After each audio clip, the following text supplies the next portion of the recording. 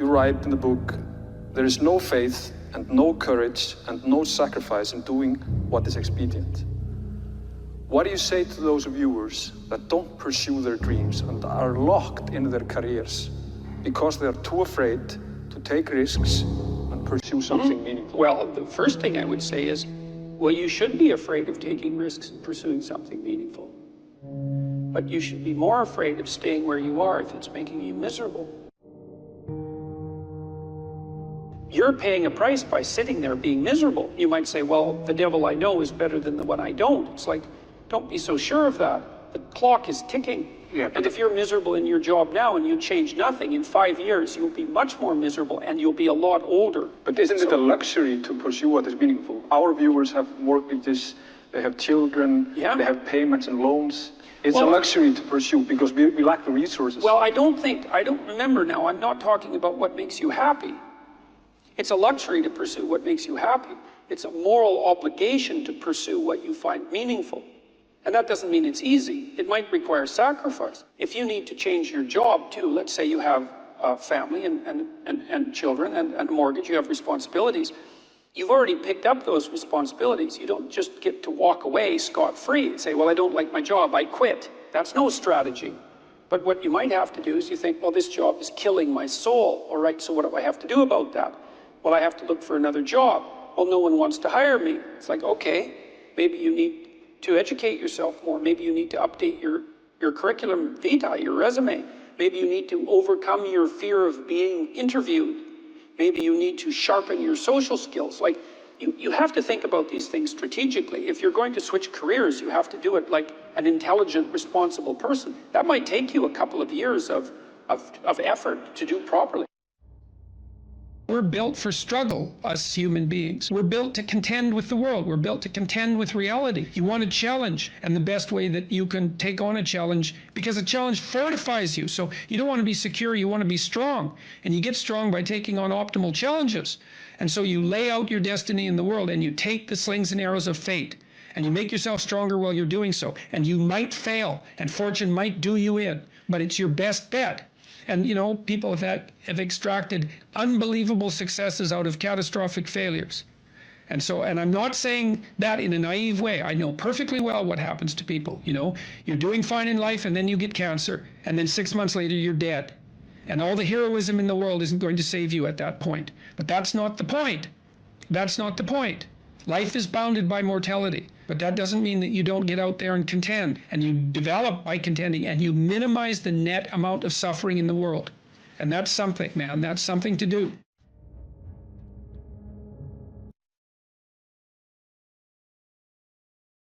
You most want to find will be found where you least want to look. There's this old story that's from King Arthur, and King Arthur has these knights, right? They all sit around a round table, which means they're roughly equal. That's what the round table means. And they're off to find the Holy Grail, and the Holy Grail is the most valuable object. That's what it means. So they're off to find the most valuable thing, but they don't know what it is, and they don't know where it is. But they know that there's a most valuable thing. So in some sense, it's akin to them orienting themselves by the star. And they don't know where to look. And so what they decide is, they have the castle, it's the middle of a forest, and so each knight decides to start looking for the Holy Grail by entering the forest at the point that looks darkest to him. And so what's the idea there? Well, imagine there are things that come easy to you, and that you're fond of pursuing, and that you're happy about pursuing. So you've found those and pursued them, and you've mastered them. So you know all that, but then there's another place that you don't want to go. And so you haven't gone there and you haven't mastered it, and you're very small in comparison to it because you haven't mastered it. And so it has this monstrous aspect. If what you're doing isn't working, it's where you haven't gone that you need to go. And so I can give you another example of this. So let's say you're an agreeable person, and so you don't like conflict and you won't stand up for yourself, and you regard anger and the proclivity to provoke and to engage in conflict as something that's positively terrible. It's not only that you're not good at it, it's actually that it's wrong. So that's where you have to go if you're going to learn how to stand up for yourself. And imagine that you're afraid. Maybe you have something like agoraphobia. So there's a whole bunch of things that you're afraid of, and you don't want to go there. But if you want to put yourself together, then that's exactly where you have to go. And so it's frequently the case that what you want to find is to be found where you least want to find it. And that idea is echoed in the prominent stories of dragons and gold. It's exactly the same idea. The dragon is this terrible thing. It's this terrible predatory thing that lives forever and is very, very wise. And it lives underground, and it'll kill you. It'll burn you up in a second. But it hoards gold. And so you have to go there into the dragon's lair if you're going to get the gold. And that's a representation of people's paradoxical relationship with reality. It's like you have to go out there and confront it in order to incorporate what it has to offer to you. But the probability that that's going to be intensely dangerous and push you right to the limit, first of all, those are actually the same thing. If it didn't push you to the limit, you wouldn't gain anything valuable from it. So you don't get one without the other. You don't get the gold without the dragon. That's a very strange, very, very strange idea. But it seems to be accurate. So all of that's lurking underneath this, in this imagery of the whale. Now, the whale, you can think of the story of Jonah. What happens with Jonah is that, roughly speaking, he's a prophet, and God tells him that he has to go to this city and straighten it out because it's veered off the path and it's heading towards doom. And Jonah thinks, I'm not going to that city to tell those people anything like that because they're not going to be very happy with me just showing up there and telling them, everything they're doing wrong. And so he hops on a boat and tries to get out of there. And then God conjures up this huge storm and the boat is about to be swamped. And Jonah admits that it's actually his fault because God's upset with him because he got this direct command to go straighten out the city and he ran off. And so they're not happy about this, but they throw Jonah overboard and the sea's calm. And great fish comes up, a whale, and swallows him. And then he's down in the fish for 3 days and it throws him up on the dry land. And then he's learned his lesson by that time and he goes off to pursue his proper destiny. So that's echoed in this story as well. That if you don't follow the pathway that you're supposed to follow, the seas will become stormy for you and something will come up and pull you down and you'll be in a terrible place for some length of time till you learn your lesson. And if you're lucky, you'll get spit back up on shore and then you can go do what you should do. Well, that's not a lesson that anybody needs to have interpreted. I think everybody understands that.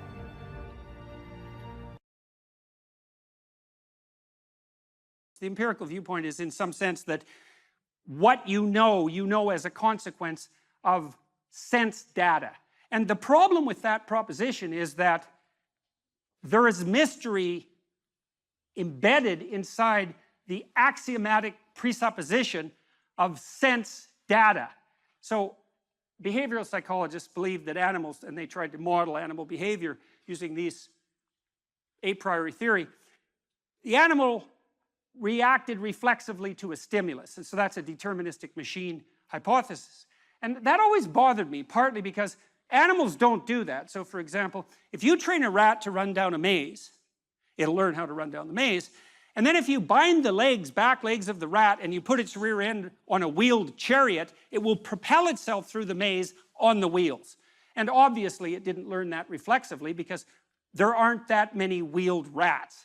And they just don't have that kind of experience. And so the rat's perfectly capable of modifying what it learned in this hypothetically deterministic manner to react to an entirely different set of challenges and come up with exactly the same solution. There was an old behaviorist joke that under controlled laboratory conditions, an animal will do exactly what it damn well pleases. And I like that very much. And the problem with the behaviorist theory of stimulus response was the axiomatic presupposition that the stimulus was given. That you just look at the world and there's the stimulus right in front of you, that takes no effort, and you merely respond reflexively to it. And that's so wrong that it's almost incalculable, because it turns out that perceiving the world is so complex that in some real sense, not only do we not know how we do it, but it looks impossible. And part of the reason that it's impossible, and this is again why empiricism is an incomplete theoretical account of the genesis of knowledge, is that there are literally, or close enough to literally, an infinite number of ways to look at anything. And that's because everything is not only complex in and of itself, at the microcosmic level, almost beyond imagination, but that everything is also situated in a context, which is actually a determining element of the nature of the thing, and the context, expanded enough, actually takes everything into account. And so that makes perception a very weird phenomenon. For another reason, I was always amused, for example, when I traveled with my family when I was young, on our summer vacations, we used to do things like get out and look at the border between Canada and the United States. And that's a very weird thing to do, because you can actually do it, and you can step across it, and people treat that as if it's magic in some sense, because part of us knows that that border is not there, right? It's not a part of the objective world, and yet, well, and yet it is, because there you are standing beside it. And then if you look at aerial views, you can see the farmers' fields end exactly where the border is. And so things like borders between countries inhabit this weird space between the objective and the subjective that's a magic space. And it actually turns out that almost everything we perceive has that degree of magicality about it. I've thought also about such things as people's proclivity to go to museums, maybe in Nashville, for example, or Memphis, to go look at Elvis Presley's guitar. And you think, well, what exactly are you looking at when you go look at Elvis Presley's guitar? Because first of all, it's a mass-produced guitar, and so why not just look at another guitar? And you think, well, that's not the same thing. It's like, well, why isn't it the same thing? Because it's not. And the reason is that the guitar is not merely something, and this is the thing you perceive, it's not merely something made up of the guitar atoms, let's say, and the guitar molecules. It's also an artifact that was embedded in a context across a period of time. And that embeddedness of that artifact is part of what you perceive when you see an artifact like a celebrity, something a celebrity owned, or the relic of a saint, let's say. And so, and you can say, well, that's all an overlay on top of perception, and that would be fine, except that's wrong. There's no data, so to speak, that support that viewpoint. That's not how perception works. Perception is unbelievably complicated. So we see regularities of being, and some of those, impediments and affordances is the technical term, we tend to perceive as objects, but we also see the possibilities of being. But the problem with that is that the world of objects, potentially relevant objects, and the world of possibility is vast beyond our comprehension. And so then we have another problem that emerges as a consequence of that, which is a key and signal problem, and the fact that it has been solved precipitously and carelessly, hastily, is actually the reason for the culture war that's raging today. And that is that we have to prioritize our perceptions. We have to prioritize our perceptions to get access to the sense data that hypothetically informs us. We have to see the world through a system of value. And why would I say a system of value? Well, a system of value is a system of priorities, right? Because to value something is to make it more important than other things that it's being compared to. And why do you need a hierarchy of perceptual priority in order to see? And the answer is, well, you can't see everything at once. And so you can only see one thing at a time. And which thing? And the answer is the thing you think is most important to see at that moment. And then the question is, well, and this is the question, why is that the most important thing to see at the moment? So imagine, this is true in the auditory domain, in the tactile domain, all sensory domains. And you think that perception is a passive action and that we act upon the consequences of our perception, and this is just not true at all. There's no level of the analysis of perception neurophysiologically where you can separate action from perception. So for example, when you're looking at the world, although you don't know this, your eyes are moving back and forth very, very quickly. They have to move. If they stop moving for more than 1/10 of a second, you go blind because you saturate the neurons that you're using to perceive so intensely with the repetitive stimulation that they just shut down. And so at a micro level, your eyes are vibrating like mad, and then there are saccades above that are still unconscious, that are less rapid and wider, and then voluntarily, you have voluntary eye fields in the frontal cortex, you move your eyes voluntarily to point to what you want to see, and you do that because the center part of your vision is exceptionally high resolution.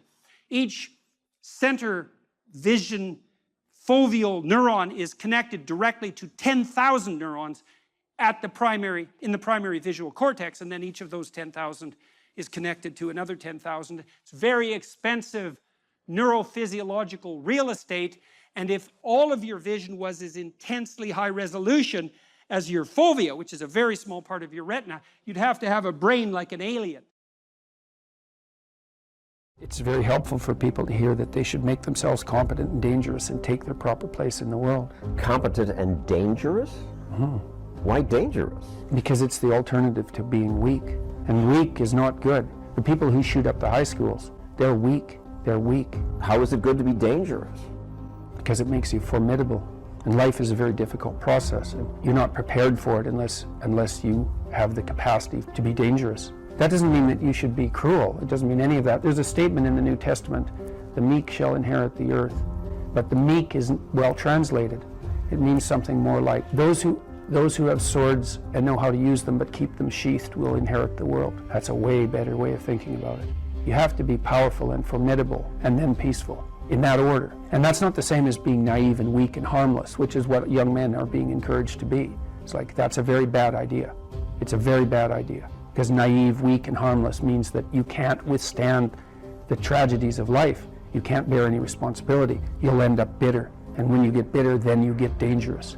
But one thing I'm not getting, there's a big difference between letting people do something for themselves and saying men should be dangerous.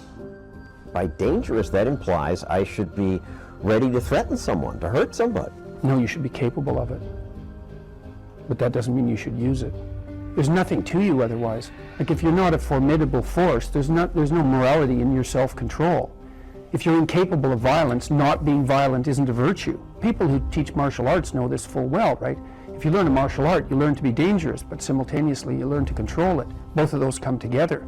And the combination of that capacity for danger and the capacity for control is what brings about the virtue. Otherwise, you confuse weakness with moral virtue. I'm harmless, therefore I'm good. It's like, no, that isn't how it works. That isn't how it works at all. If you're harmless, you're just weak. And if you're weak, you're not going to be good. You can't be, because it takes strength to be good. It's very difficult to be good. People are afraid of the truth because often if you reveal it, it causes conflict in the moment. Telling the truth is definitely an adventure. Seeking for sure, but also telling. Another way of going about it is to just say what you think and see what happens. That's an adventure, because you don't know what the outcome is going to be. So look, there's this old idea that it's necessary to have faith in the truth. And so here's a way of thinking about that. Someone asks you a question and you might think, well, here's the outcome I want, and so here's how I'm going to answer that question. So that's one way of approaching it. But another way of approaching it is, you ask me a question, I'm going to think about the answer, and I'm just going to tell you what I think. And it doesn't matter what the outcome is, because I'm willing to see what the outcome will be, predicated on the idea that there isn't a better outcome than the one that truth produces. Even if it's harsh and terrible in the short term, and sometimes it is, it's like there isn't a better way of doing it. Now, you might say, well, how do you know that? And the answer is, well, I don't know that. That's why it's an article of faith, because I believe, and I believe this deeply, the being that you produce as a consequence of telling the truth is good, by definition, even though it's harsh and often uncomfortable, because you get in trouble. One of the things that I've really learned recently, or learned to articulate better, is that there's a very tight relationship between aspiration and responsibility. The first question might be, do you need to aspire to something? And the answer is, well, yes, because you have to do something. If you just sit there, you'll die. You can't just sit there. You have to go act out in the world. Okay, so act towards what? Well, that's whatever your aspiration is. You have to have an aim. Okay, well, what should the aim be? Well, it should be something worth doing, let's say. Why do something that you don't feel is worth doing? What do you think's worth doing? Well, if you watch other people and you judge when they're doing something worthwhile, you usually judge them positively if you see that they're taking responsibility, at least for themselves. But you want to be completely useless so other people have to take care of you? That's pretty pathetic. And maybe you could get your act together so you're taking care of yourself and your family. And maybe you could even do better than that and take care of yourself and your family and your community. Well, good for you. That's responsibility, and that's an aim. Well, here's one of the things that's cool about that, is that your life doesn't have meaning without aspiration or an aim. Okay, so you need a hierarchy of values. There's got to be something at the top. It's got to be something important. If you don't have that, your life doesn't have any meaning. So if you criticize the hierarchy, or even the idea of hierarchy, you destroy the idea of aspiration, and then people have nothing. Well, that's not helpful. People are built for a struggle, and they're built for a weight, and you want to take on a heavy burden voluntarily. See if you can put yourself together. See what you can do out in the world while you're waiting to die. It's an all-in game. It better be worthwhile. You need a family, you need friends. Like, you don't need to have all these things, but you better have most of them. Family, friends, career, educational goals, plans for, time outside of work, attention to your mental and physical health, etc. That's what life is about. And if you don't have any of those things, well, then all you've got left is misery and suffering. So that's a bad deal for you. So, number one, specify your damn goals, because how are you going to hit something if you don't know what it is? That isn't going to happen. And often people won't specify their goals too, because they don't like to specify conditions for failure. So if you keep yourself all vague and foggy, which is real easy, because that's just a matter of not doing as well, then you don't know when you fail. And people might say, well, I really don't want to know when I fail, because that's painful, so I'll keep myself blind about when I fail. That's fine, except you'll fail all the time then. You just won't know it until you've failed so badly that you're done. And that can easily happen by the time you're 40. You would like to be productive and have a good life. And that's how you make the schedule. It's like, and then you look at the day and you think, well, if I had that day, that'd be good. Great, and you're useless and horrible, so you'll probably only hit it with about 70% accuracy, but that beats the hell out of 0, right? And if you hit it even with 50% accuracy, another rule is, well, aim for 51% the next week, or 50.5% for God's sake, because you're going to hit that position where things start to loop back positively and spiral you upward. So that's one way that you can work on your conscientiousness, is to plan a life you'd like to have. And you do that partly by referring to social norms. That's more or less rescuing your father from the belly of the whale. But the other way you do that is by having a little conversation with yourself about, as if you don't really know who you are, because you know what you're like. You won't do what you're told. You won't do what you tell yourself to do. You must have noticed that. It's like you're a bad employee and a worse boss, and both of those work for you. You don't know what you want to do, and then when you tell yourself what to do, you don't do it anyways. But, my point is that you have to understand that you're not your own servant, so to speak. You're someone that you have to negotiate with. And you're someone that you want to present the opportunity of having a good life to. And that's hard for people, because they don't like themselves very much. They're always like cracking the whip and then procrastinating, and cracking the whip and then procrastinating. And it's like, God, it's so boring and such a pathetic way of spending your time. And you know what that's like, because you probably waste like 6 hours a day. What you do now is going to multiply its effects in the future. And you need to know what your damn time is worth.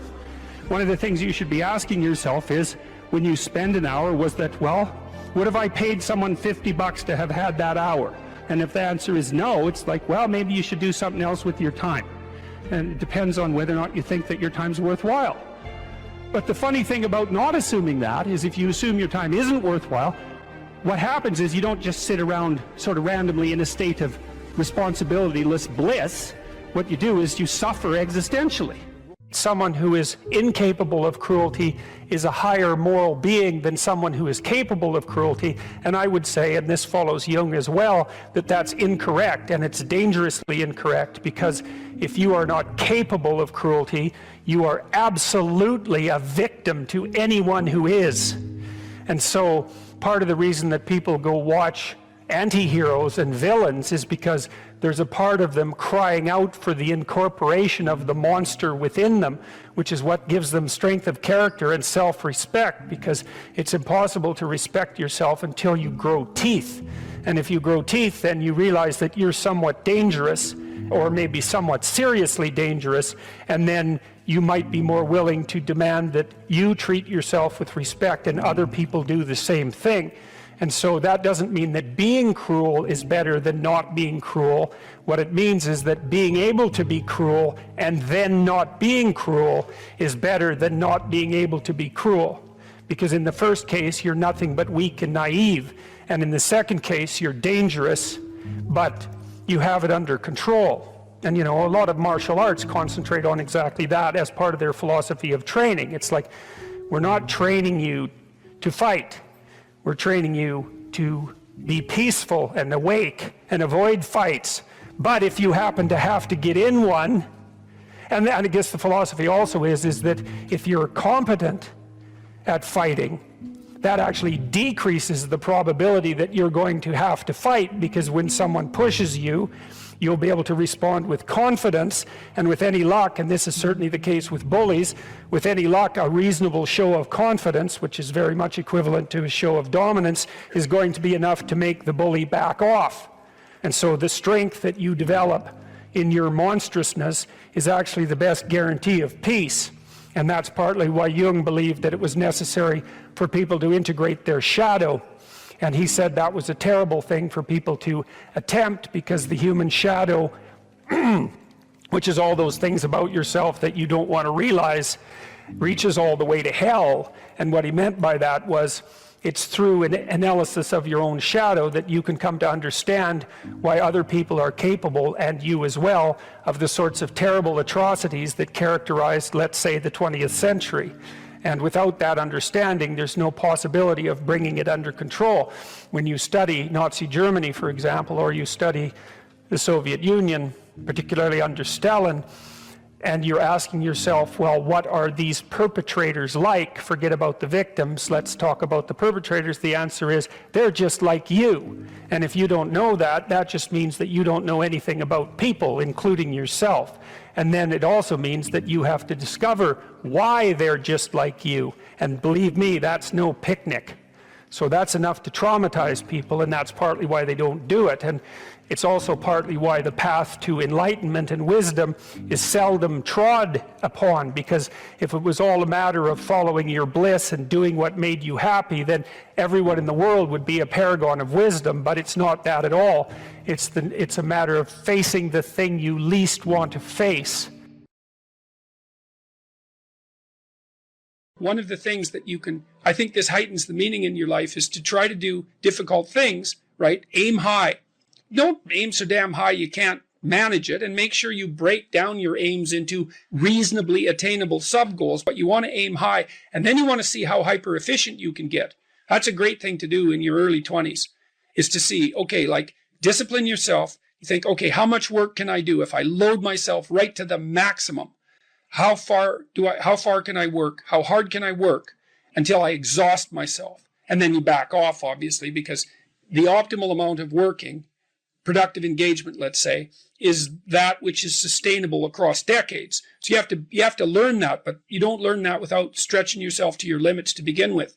And, you know, if your life isn't everything it could be, and if you're suffering from an excess of meaninglessness, well, it means you're not oriented in the world of chaos and order properly. It's like you could learn to discipline yourself. Figure out what it is that you need to do and that you want to do, and then see how efficient you can get. Because one of the things that's quite fun is to figure out, if you have a task, I always tell my graduate students this if they're doing an experiment too. If you have a task that you have to do, it's really interesting to spend a few minutes, sometimes hours, depending on how long the task is. See if you can figure out how to do it from 5 to 10 times faster. It means you'll have to rearrange the way you think about it, but you can often do it. And that's how extremely productive people get so hyper efficient.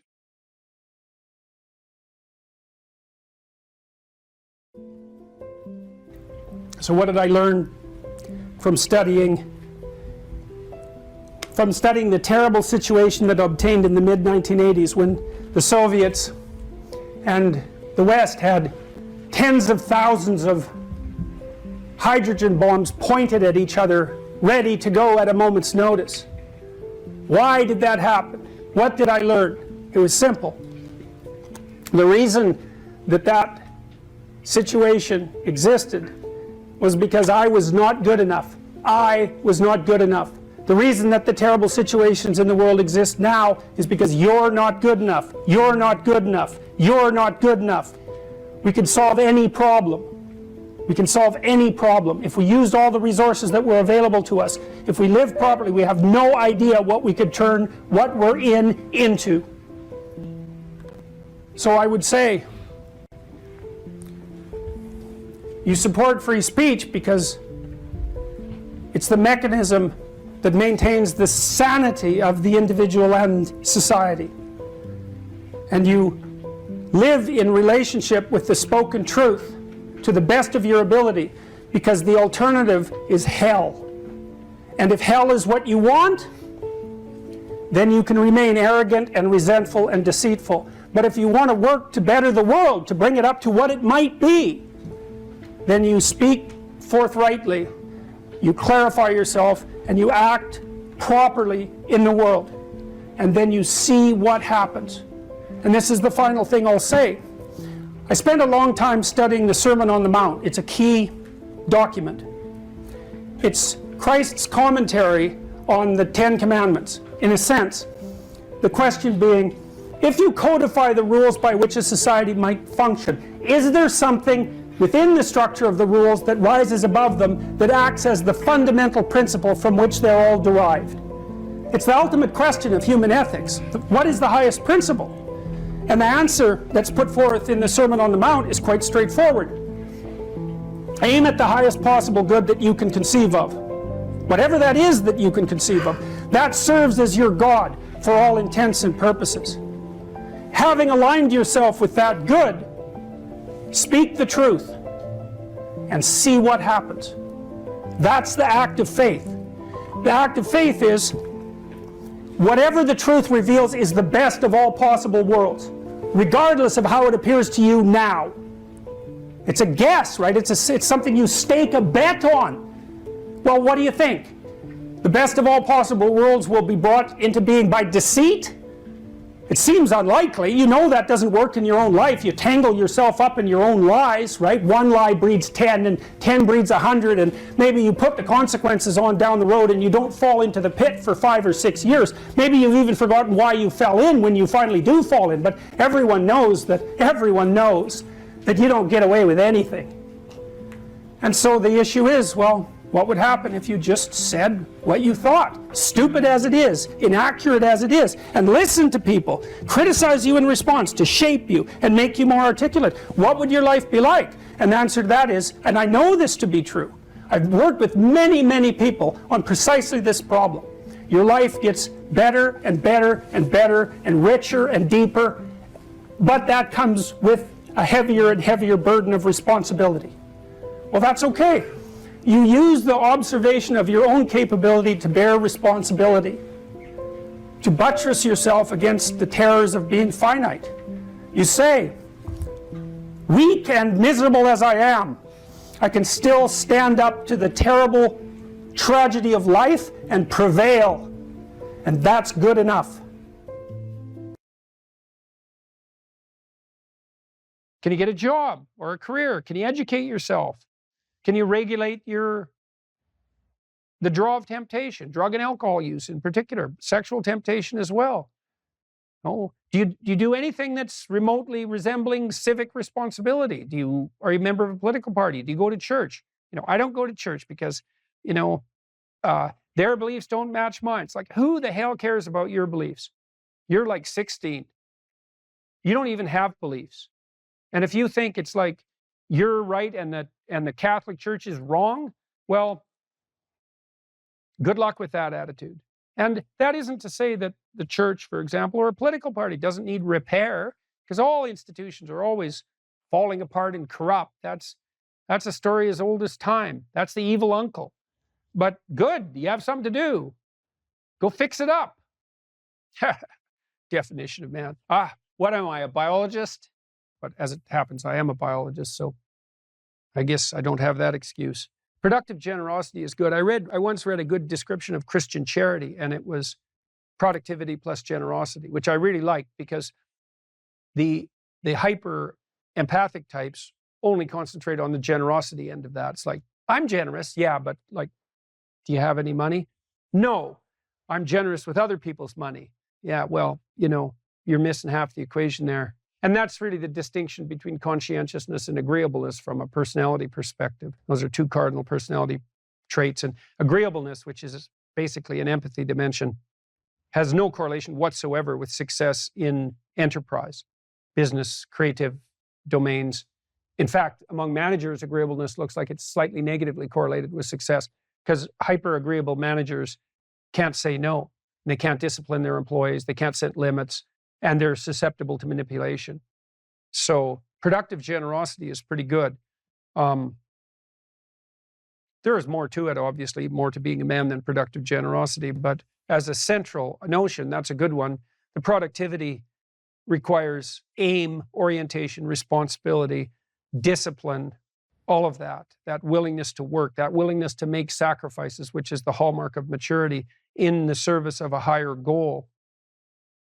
And that responsibility, the productive responsibility, should manifest itself in relationship to the individual. So you should be responsible to yourself and your future self, the community of selves that you are across time.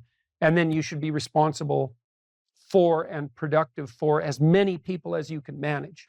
And so that might be first your intimate partner, your wife, second your parents, your siblings, your children, maybe your children primarily, although, there's a trade-off there with your wife.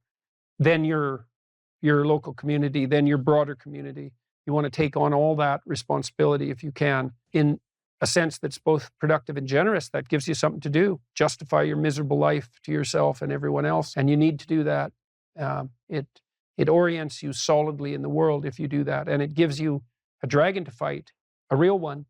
And that's where the gold is. So as everyone has known forever, and as we continue to remind ourselves, how should you arm yourself? Well, that's kind of what a humanities education teaches you to some degree. Arm yourself with words. Be precise in your language. Right? Say what you mean.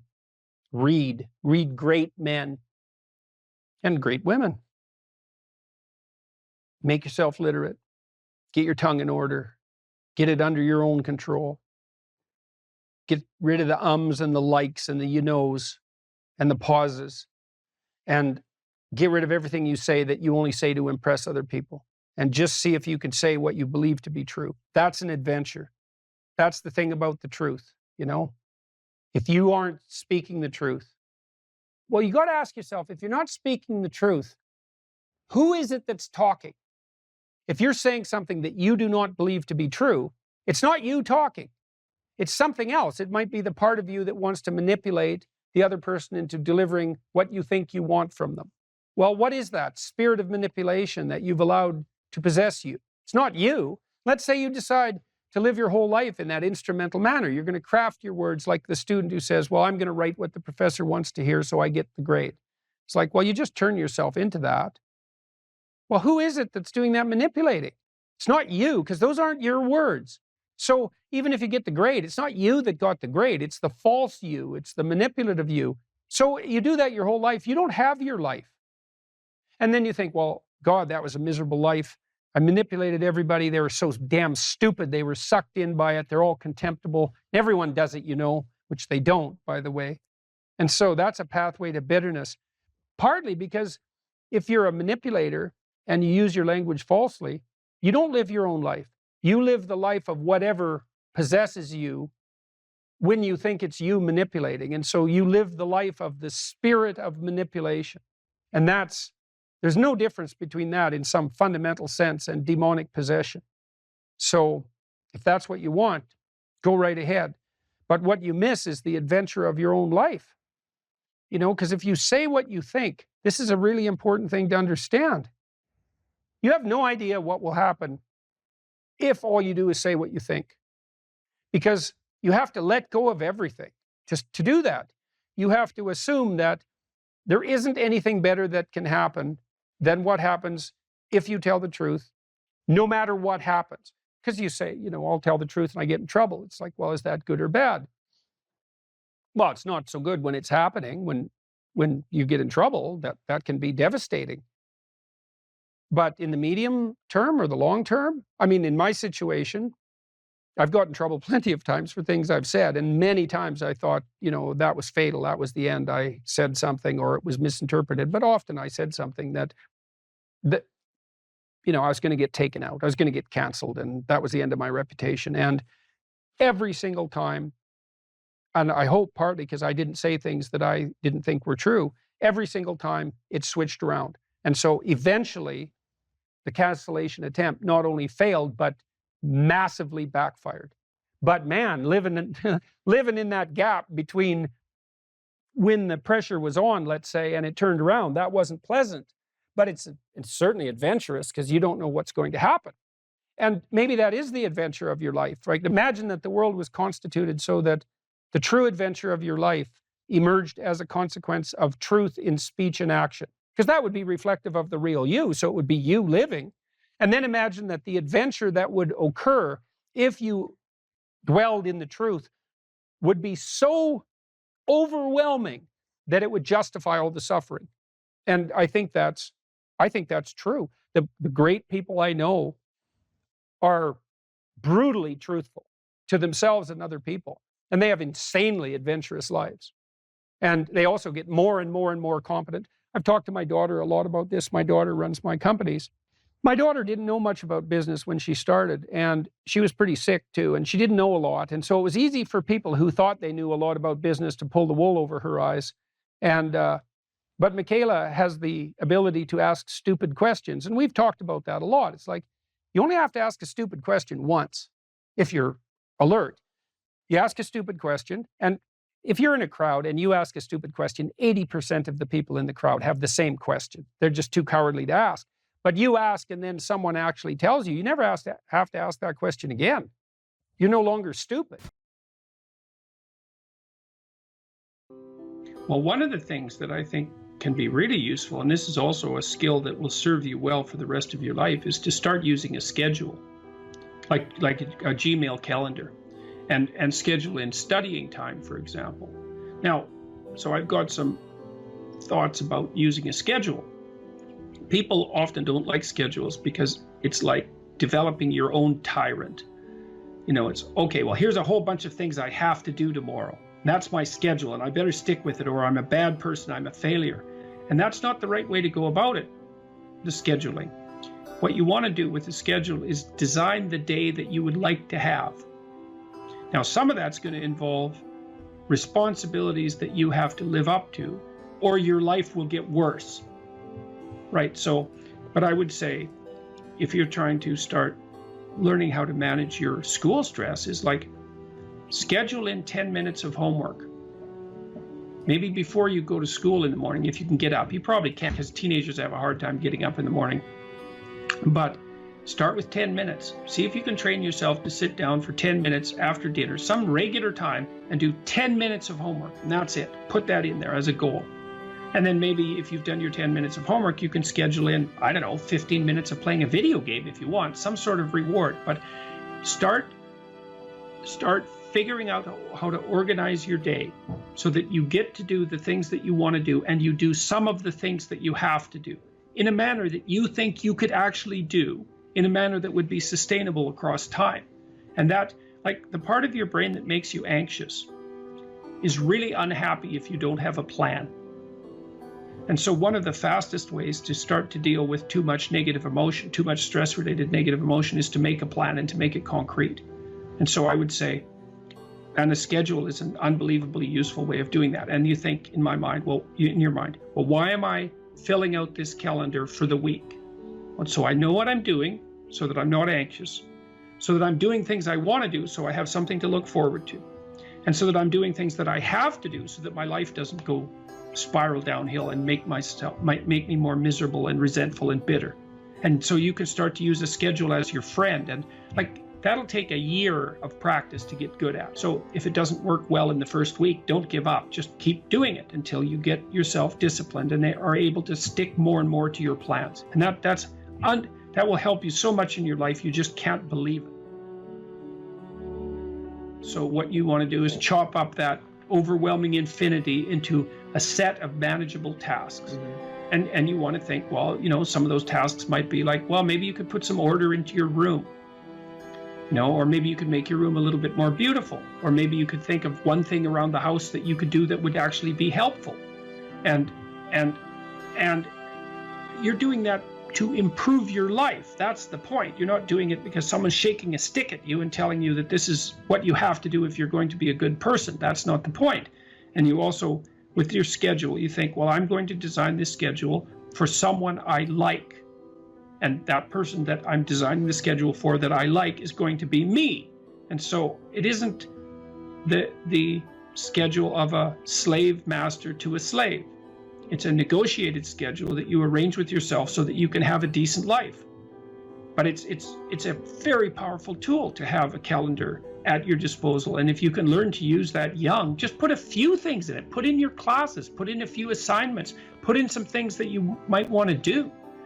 Just start stupidly and badly, and you'll get good at it and assume you'll get good at it over about a year, and that'll change your life. Like if you learn to listen to people, if you decide that you're not going to say things that you know to be untrue, and if you learn how to schedule your time, your life will change for the better so much that you won't believe it, and that will keep happening more and more and more and more as you get older. So it's a great thing to start practicing if you could start practicing that when you're a teenager, and you get that under control by the time you're 18, you'll be absolutely deadly. You'll be so far ahead of other people who don't do any of that you won't believe it, and you'll just continue to accrue benefits as a consequence. Well, the thing is that, or one of the things is that, you are going to be putting up with other people's problems and troubles for the rest of your life. And what you want to do is live your life in a manner that makes all of that tolerable. And so I would say, with the scheduling and with the attempt to speak honestly, and with the development of goals that are valuable to you, you're going to be occupied enough with your own life and see enough of the quality of that life so that you'll be able to tolerate a fair bit of noise and stress coming at you from other directions. And I would also say that the more that you put yourself together in the manner that we've already discussed, the better other people will treat you, and the less unnecessary suffering and distress that you're going to encounter. And I would say, and I'll close with this, I would say to your viewers, don't underestimate the utility of getting your act together. Another thing you can do is, and this is like deciding that you're going to stop saying things that you know not to be true. The other thing is, you could decide to stop doing things that you notice make you weak. And it's a game that you're playing with yourself. It's like you're out with your friends, you do something maybe because you think it'll make you popular, and you notice that makes you feel kind of subordinate and weak, and think, aha, I shouldn't do that again. I don't know exactly what it is that I did wrong, but it made me feel weak. It made me feel like I was coming apart at the seams. It's not the thing I should repeat. So you try to do things that make you stronger. You try to say things that make your speech more true and accurate. You try to aim at things that you think are worth attaining, and you get yourself disciplined and in order, and that will do. There's nothing else you can do in your life that will be of more benefit to you and to other people simultaneously. And if you could start that when you're a kid, man, I tell you, you'll be so far ahead. You'll be so far ahead by the time you're 18 or 19 that it'll be like you're in a different universe.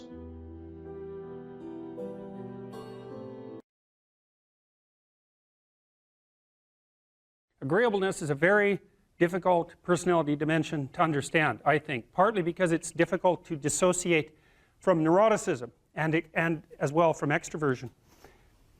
Because agreeable people like you, and so that kind of sounds like extroversion, and disagreeable people sound like they're hard to get along with, and they sort of are, but people who are high in neuroticism are hard to get along with too, and they tend to be volatile and irritable. And so most of the time, if you're engaged in a contentious issue with someone and emotions flare, it usually has more to do with trait neuroticism than with disagreeableness per se. So what I'm going to do is try to describe to you what the agreeable trait is on both of its dimensions, and also to lay out the pros and cons of existence on that normal distribution, trait normal distribution, at more or less every point. Because I think, the way I look at it anyways, is that of all the traits, agreeableness is the one that seems to come with the most marked positive and negative aspects, features, let's say, so we don't confuse it with aspects, the most positive and negative features at each point on the distribution. It's a very complex, seems to be a very, very complex dimension. So I'll read you some of the questions from the Big 5 aspect scale, and that'll give you kind of an initial rule of thumb estimate about whether or not you're agreeable or disagreeable. And so here are some of the questions. Imagine that you're answering these for yourself on a scale from 1 to 5, strongly disagree to strongly agree. So the first question is, am not interested in other people's problems. So if you are interested in other people's problems, that tilts you towards agreeableness, and I believe that's agreeableness is divided into compassion and politeness, which also sound like very positive things, right? Because everyone wants to be compassionate and everyone wants to be polite, and so you might say, well, is that a virtue? Are those virtues, with the other end being actually negative, to be not compassionate, not polite? It's certainly worded that way, and that's actually a mistake, because we know that these traits are normally distributed, roughly speaking, right?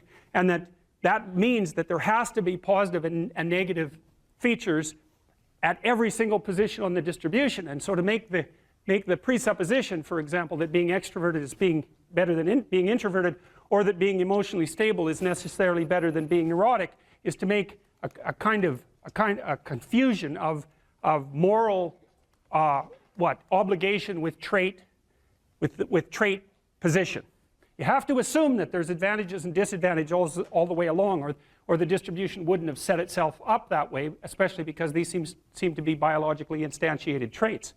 So anyways, if you're interested in other people's problems, they like to unburden themselves to you, you care about it. That's a mark of compassion. If you're more or less indifferent to other people's stupid problems and you wish they just get on with it, then you're less compassionate, you're harsher and more, well, at the extreme, more callous. Let's see. Respect authority. That's politeness. That's part of agreeableness. Rarely, let's see.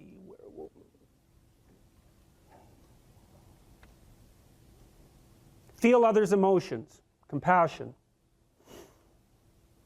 Inquire about others' well-being. Compassion.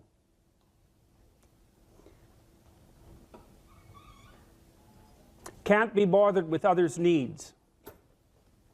Take advantage of others. That's disagreeable, obviously. Sympathize with others' feelings. Avoid imposing my will on others. Wait for others to lead the way. Okay, I think all of those were associated with trait agreeableness or disagreeableness. So let's think about this for a minute. So I'm going to tell you how I conceptualize agreeableness. The first thing you want to know is that women are more agreeable than men, about half a standard deviation. And that's approximately enough so that if you took a random male and a random female out of the population and you tried to guess who was more agreeable and you guessed the female, you'd be right about 60% of the time. So, but what's interesting about that, and this is something also to keep in mind, is about normal distributions, you know. So imagine you have a normal distribution so that most people are in the middle, and then you have another normal distribution, male and female, and mostly they overlap. But you see out here and out here, they don't overlap at all. And so even though on average men and women aren't that much different in terms of their levels of agreeableness by the group, if you go out and you look at the extremes, they're very different. So all of the most agreeable people are women, and all of the most disagreeable people are men. And the thing is, the extremes are often what matter rather than what's in the middle. And so one of the ways that's reflected in society, by the way, is there's way more men in prison. And the best personality predictor of being imprisoned is to be low in agreeableness. It makes you callous. Now you might think, well, what's the opposite of compassion and politeness? And the answer to that is, I think it's best sort of conceptualized as a trading game. So let's say that we're going to play repeated trading games. And if you're very agreeable, then you're going to bargain harder on my behalf than you're going to bargain on your own behalf. Whereas if you're very disagreeable, you're going to do the reverse. You're going to think, I'm in this trading game for me, and you're going to take care of your own interests. Where an agreeable person is going to say, no, at best this is, at worst this has to be 50-50, but I'd like to help you every way I can. Okay, now so you kind of understand that. Now the advantage to being agreeable then is that you're good in teams and you're very much likely to give other people credit. The downside of being agreeable is that you're not very good at putting forward your own interests. And so one of the things that predicts salary across time, for example, is agreeableness, and it predicts it negatively. And so it's part of the reason why women get paid less than men. And this is something for the women in the class to really listen to. Because how you get paid across time depends on a very large number of things, right? It depends on your skills and your abilities and your position and your social network and all of that. But the other thing it depends on is whether or not you actually go ask for money, or maybe that you don't even ask, because actually you don't ask for money. You tell people that you need to be paid more or something they don't like will happen. And I don't mean as a threat. I mean that you have to be willing, when you're negotiating, to have an alternative. You go talk to your boss, who isn't going to give you money, because everyone wants money, right? It's a competitive game. You're going to have to go there and say, look, here's what I do. Here's why it's useful. Here's why you have to give me more money. And this is my opportunities if you don't. And then you're not taking your boss's money anyways, because it's very frequently the case that he's working for a whopping big company. But he needs an excuse to give you money, because everyone's asking for money all the time. And so you have to put your case forward powerfully and disagreeably. Now, you don't want to do it too disagreeably, because then he's going to think that you're a son of a bitch, and maybe he's not going to give you anything, and maybe you'll get fired for being mouthy and all of that. And that certainly happens to people who are too disagreeable. You got to get the balance right. But it's definitely the case. And the other thing that happens to women that's also worth noting, and this is probably because they're higher in negative emotion, is they tend to underestimate their own utility in business settings, right? Because if you're trying to evaluate what you're like, and you're more tilted towards negative emotion, then the things that you do that are wrong are going to stand out more on the foreground than the things that you do that are right. So if you go into a negotiation and you're uncertain already, because you have self-doubts, and then you're agreeable in the negotiation, what's going to happen is that you're not going to win as often. And winning in a business setting or in a career development setting means more opportunity for promotion and more revenue generated. Now, the downside of that, of course, is as you climb the business hierarchy is that you also have to take on more responsibility. And that responsibility is sometimes unpleasant as well, especially to people who are agreeable, because you're not necessarily liked if you're in a position of authority. And agreeable people really like to be liked. It's their primary motivator, because they're concerned about the maintenance, I would say, of intimate, positive relationships. And that also makes them conflict avoidant. Okay, well, so that's another issue in some sense that seems to make the postmodernist critique even more correct. How in the world are you going to extract out a canonical interpretation of something like that? It's like it's not possible. But here's the issue, as far as I can tell. So when the postmodernists extended that critique to the world, they said, look, well, a text is complicated enough. You can't extract out a canonical interpretation. What about the world? The world's way more complicated than a text, and so there's an infinite number of ways that you can look at the world. And so how do we know that any one way is better than any other way? And that's a good question. Now, the postmodern answer was we can't. And that's not a good answer, because you drown in chaos under those circumstances, right? You can't make sense of anything. And that's not good, because it's not neutral to not make sense of things. It's very anxiety-provoking. It's very depressing, because if things are so chaotic that you can't get a handle on them, your body defaults into emergency preparation mode, and your heart rate goes up, and your immune system stops working, and like you burn yourself out. You age rapidly because you're surrounded by nothing you can control. That's an existential crisis, right? It's anxiety-provoking and depressing, very hard on people. And even more than that, it turns out that the way that we're constructed neurophysiologically is that we don't experience any positive emotion unless we have an aim and we can see ourselves progressing towards that aim. It isn't precisely attaining the aim that makes us happy. As you all know, if you've ever attained anything, because as soon as you attain it, then the whole little game ends. Then you have to come up with another game, right? So it's Sisyphus. And that's okay, but it does show that the attainment can't be the thing that drives you, because it collapses the game. That's what happens when you graduate from university. It's like you're king of the mountain for one day, and then you're like surf at Starbucks for the next 5 years, you know? So, yeah. So what happens is that human beings are weird creatures, because we're much more activated by having an aim and moving towards it than we are by attainment. And what that means is you have to have an aim, and that means you have to have an interpretation. And it also means that the nobler the aim, that's one way of thinking about it, the better your life.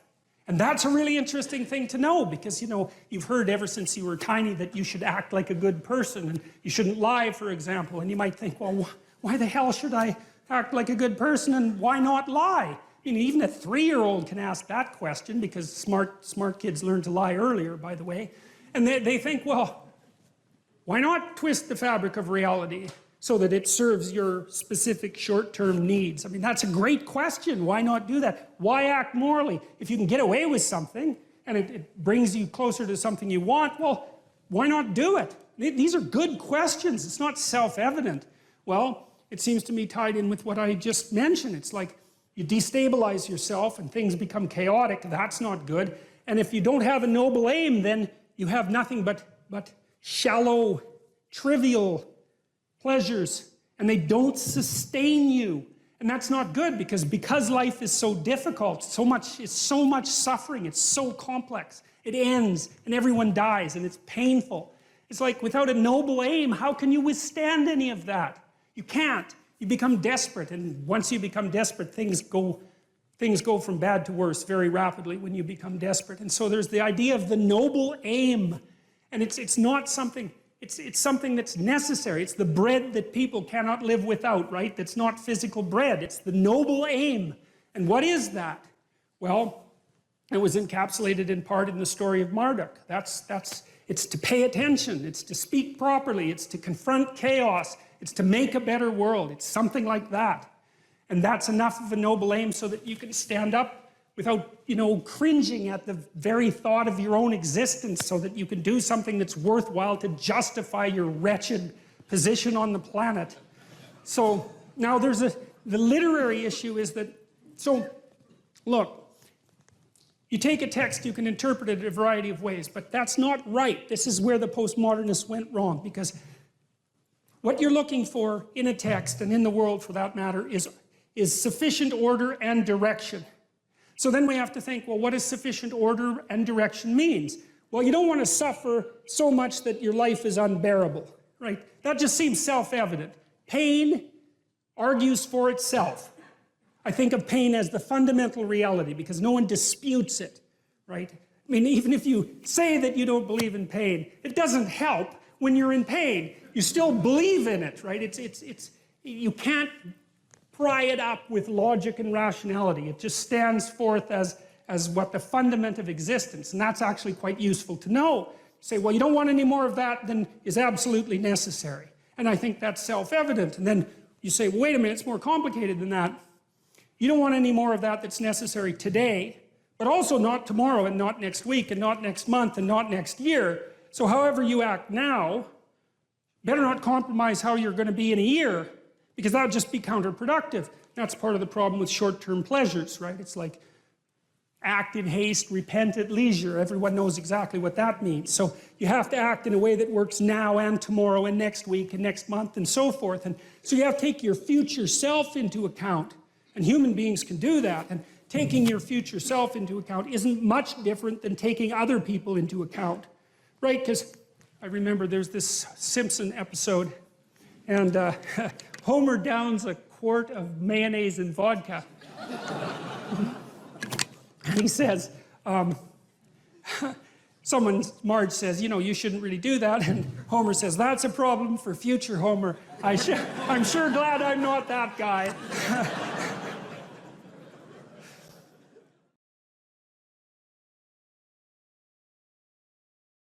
What steps should someone take to start developing delayed gratification when they constantly give in to instant gratification?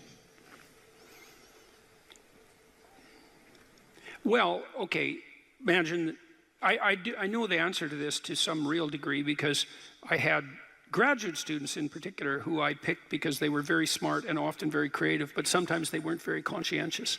So they had a hard time delaying gratification. And so, well, I would say, if you would like to discipline yourself, which is a very good idea, you need to pick a direction. Pick a direction you want to go first. Pick a goal you would like to attain. And a medium to long-term goal. You might imagine something you need and want, some attainment that you could that would motivate, whose pursuit would motivate you. And you can ask yourself that. It's a good question to ask yourself in general, you know. It's a very good question to ask yourself is, if you could have what you needed and wanted, what would that be? And that's a meditative question. You don't want to force an answer out of yourself. You want to ask yourself that like you would ask someone else. If I could have what I wanted, what would that look like? And you can ask yourself that in a more differentiated way. If I could have the relationship that I needed and wanted, if I could have the friendships, if I could have the job or career, if I could have the educational pathway, if I could adopt civic responsibility in an optimized manner, if I could engage in some creative enterprise, if I took care of myself properly, if I regulated my susceptibility to temptations, what would that look like if it was optimized? And then that sets you up a goal that has some motivational force. This is worth doing. And then you might find, well, you don't do it anyways. And then I would say, well, that's because you're biting off more than you can chew. The next goal is to take your goal and to fragment it into micro goals until you find a micro goal that's small enough that it still presents some challenge that you will do. And so I've become, one of the things I'm known for, I suppose, is my advice to people to clean up their rooms. And the people who think I'm their enemy laugh about that rule because of its simplicity, let's say. But the only reason they think it's simple is because they've never tried it. It's actually extremely difficult. And it was very frequently the case that, well, it's very difficult to put your room, your office, your bedroom in order. I mean, you think about your bedroom, hypothetically, let's say you're married, you share that room with someone else. Is your bedroom in order? Really? And I don't just mean, you know, is it neat? Maybe it's too neat. Maybe it's too orderly. Maybe it's too sterile. Maybe it's too bare. Maybe that characterizes your whole bloody relationship. Maybe, really? And maybe that is genuinely reflected in the state of your room, because it's very probable that that room is a microcosm of your marriage. It's highly probable. And so what that would mean is to organize that room would require the organization of your marital life, not least because if you want to put that room in order, you're going to have to negotiate with your wife about how that's going to be done. And while you're making that negotiation, even in relationship to the micro details, you're going to encounter almost everything that's wrong with your relationship. And so,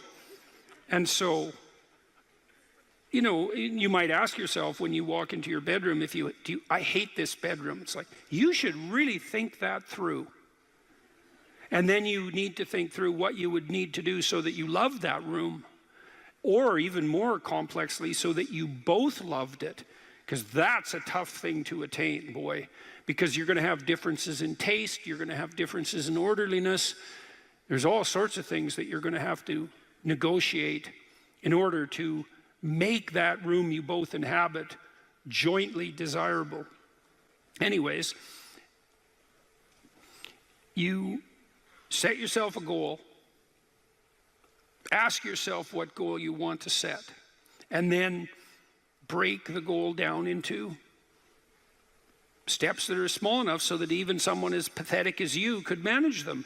And that requires a tremendous humility. I know it was frequently the case, for example, with my clients, that I would do an analysis of their situation in life, and let's say, just for the sake of argument, that someone was 30, living at home, in the bedroom they grew up in high school, in a complete bloody state of disorder, both moral and practical. And one of the relatively simple steps that we might agree upon with regards to moving forward is, the person might think, well, you know, I'm 30, I'm really immature, I haven't taken any responsibility for my life, my mother still makes my bed and cleans up after me. It's like, well, why don't you just start with that?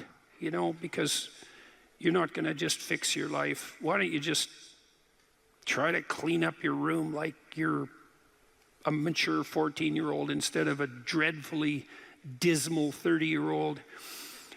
And so first of all, it's really hard for someone, even if they're desperate, to admit that that's necessary, right? Because it's so bloody humiliating. I mean, really, I'm so damn useless that my basic goal is going to be to clean up my bedroom. It's like, well, looks like it.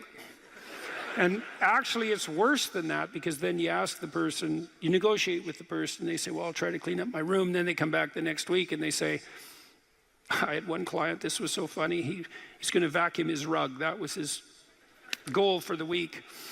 He just had a child out of wedlock, and he was afraid that he was going to be a very bad father, which was a very realistic fear. And so he wanted to put himself together, you know, and so that's why he came to see me. And he lived in this squalor, and one thing we decided to do was that he could vacuum the rug, which he hadn't done for like 12 years because his mother would do it. And so it was so funny, it's so unbelievably comical. He went and got the vacuum, a stand-up vacuum, an upright vacuum, and he brought it into his room, but he didn't bring it all the way in. He put it in the doorway, leaning like this across the doorway. And then instead of vacuuming his room, he stepped over that bloody vacuum cleaner for a whole week and then came and told me that he couldn't do it. It's like, it's not surprising to me at all, because you think, well, that's such a trivial thing. It's like, if it was such a trivial thing, he'd have a clean room. It's not trivial at all. That chaos in his immediate environment was deeply emblematic of the chaos of his life. They were the same thing. And so for him to even begin the process of bringing order to chaos, which is a divine process, by the way, and the highest moral requirement, he had to be willing to face the catastrophe, the chaotic catastrophe of his life. And he hadn't done that for like 30 years. Why was he going to start that week? Just because he said he was going to? It's like, good luck. So what you do as a therapist in that situation is you just make the task smaller until you find a task so small, but still moving forward, that the person will do. So I might have said, I don't remember the particulars of the situation, I might have said, well, do you think you can get that vacuum cleaner, do you think you could move it out of the doorway into your room? That's all you have to do this week. Do you think you can do that? And I'd say that and offer that without being contemptuous. Like, you have to be very careful about such things. And I know that this is more complicated than it looks. And I also know that the first step taken towards the domination of chaos and its transformation into order is a cardinal and difficult step. And so you can make it small, and that's fine, it'll still work. So I might say, well, just move the vacuum cleaner inside your room. And then I would also say to someone in that situation, don't do more than that. If the agreement that you've made with me and with yourself is that that's enough, abide by the contract that you've written with yourself, and allow yourself to be grateful for the fact that you had the courage to take even a single step forward. And don't push your bloody luck, because maybe you'll have a brief fit and vacuum the whole rug, and then you'll be so annoyed at how you've destabilized your entire life that you'll redouble your attempts to make a mess, and the place will be more like hell than ever for 2 months. It's very probable that that sort of thing will occur if you break the contract you've set with yourself. The upside of this is, because you think, oh my God, that's so dismal, I have to start that low. It's like, yeah, probably, especially if it's a real difficult thing you're trying to sort out. You have to start as low as you are useless, and that's low. So, but the upside is that progress accelerates, it's not linear, and so if you take once you take the first step, the probability that you'll take a slightly larger second step increases, and that increases non-linearly. And so once you get the ball rolling, so to speak, once you start pushing the rock uphill, you can do it faster and faster. And so even if you have to start in a very humiliating manner, that doesn't mean that's where you'll end. One of the things that Tammy and I learned to do, and this was a consequence of me being trained as a behavior therapist, is, you know, we'll just take an example that maybe I was trying to learn how to compliment her when she dressed nicely.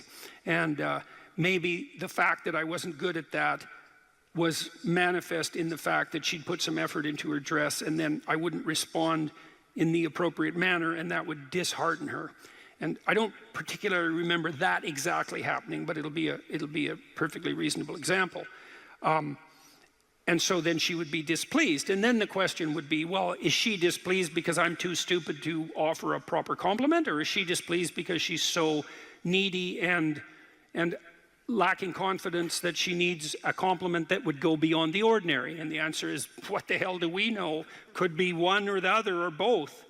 And so what's a possible solution to that? And one possible solution would be, okay, if you do put some effort into your appearance, or I do, we could reverse the situation, but if you put some effort into your appearance and you would like to hear from me exactly the words that would give you, that would reward you for doing that and provide you with the confidence to attempt it again in the future, what would those words be?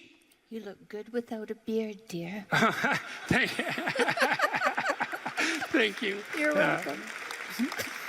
Yeah. Very funny. Very funny.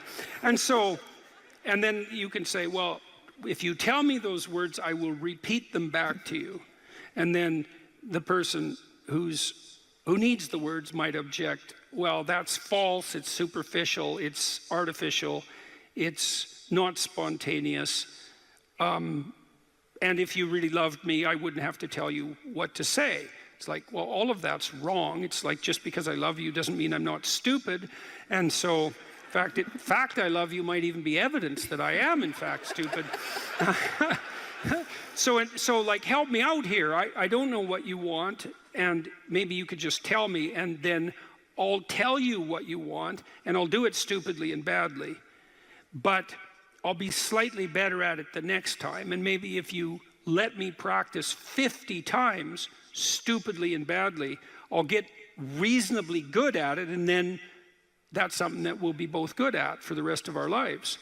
And that's something worth knowing. You know, if you imagine you're upset with your partner because they haven't delivered something to you, whatever it is that you want, and then there's two questions that arises, right? Are you just like immature and greedy and self-centered, or are they useless and incapable of delivering? And neither of you know, and you have to sort that out. And then you also, as the injured party, let's say, might regard it as a moral necessity on your part to indicate to your partner exactly what you want, is to tell them. Like, it looks to me like if you did this or said this, then that would satisfy me. And then you might say, well, is that reasonable? Do you feel that it would be reasonable for you to offer that? Would you be willing to offer that? Am I pushing you too far? Those are all things that have to be sorted out. And then you can practice that, and you can practice that with the resolution of every dispute that emerges. If you're willing to take to yourself the responsibility of communicating to your partner your conditions for satisfaction. It means you have to admit them to yourself too, which is also very difficult. And then you can help your partner take stupid incremental steps forward, you know, in the direction that you'd like to see expand, and then you can get better at that. And it's unbelievably useful. You can get better at how you have dinner together, or breakfast or lunch. Those things repeat every day, so they're very important. You can get better at how you greet each other when you come home. You can get better at the routine that you fall into, let's say, when you go to bed at night or when you wake up in the morning. All these things that repeat, you know, because that's your life, the things that repeat. You can conceptualize how you might like them to be ordered if they were undertaken in an optimal manner, and you can start incrementally moving forward to that. And you can do that by communicating what you need and want, and by carefully rewarding your partner for taking the appropriate incremental steps forward. And so if you're trying to discipline yourself, you make a goal, you break it down into micro goals, and you implement the micro goals and reward yourself for doing so. And if you do that reliably and you make that a practice, that you'll become more disciplined across time, and you'll move towards the fulfillment of your goals. And that's practically how that's the practical guide for success on that front.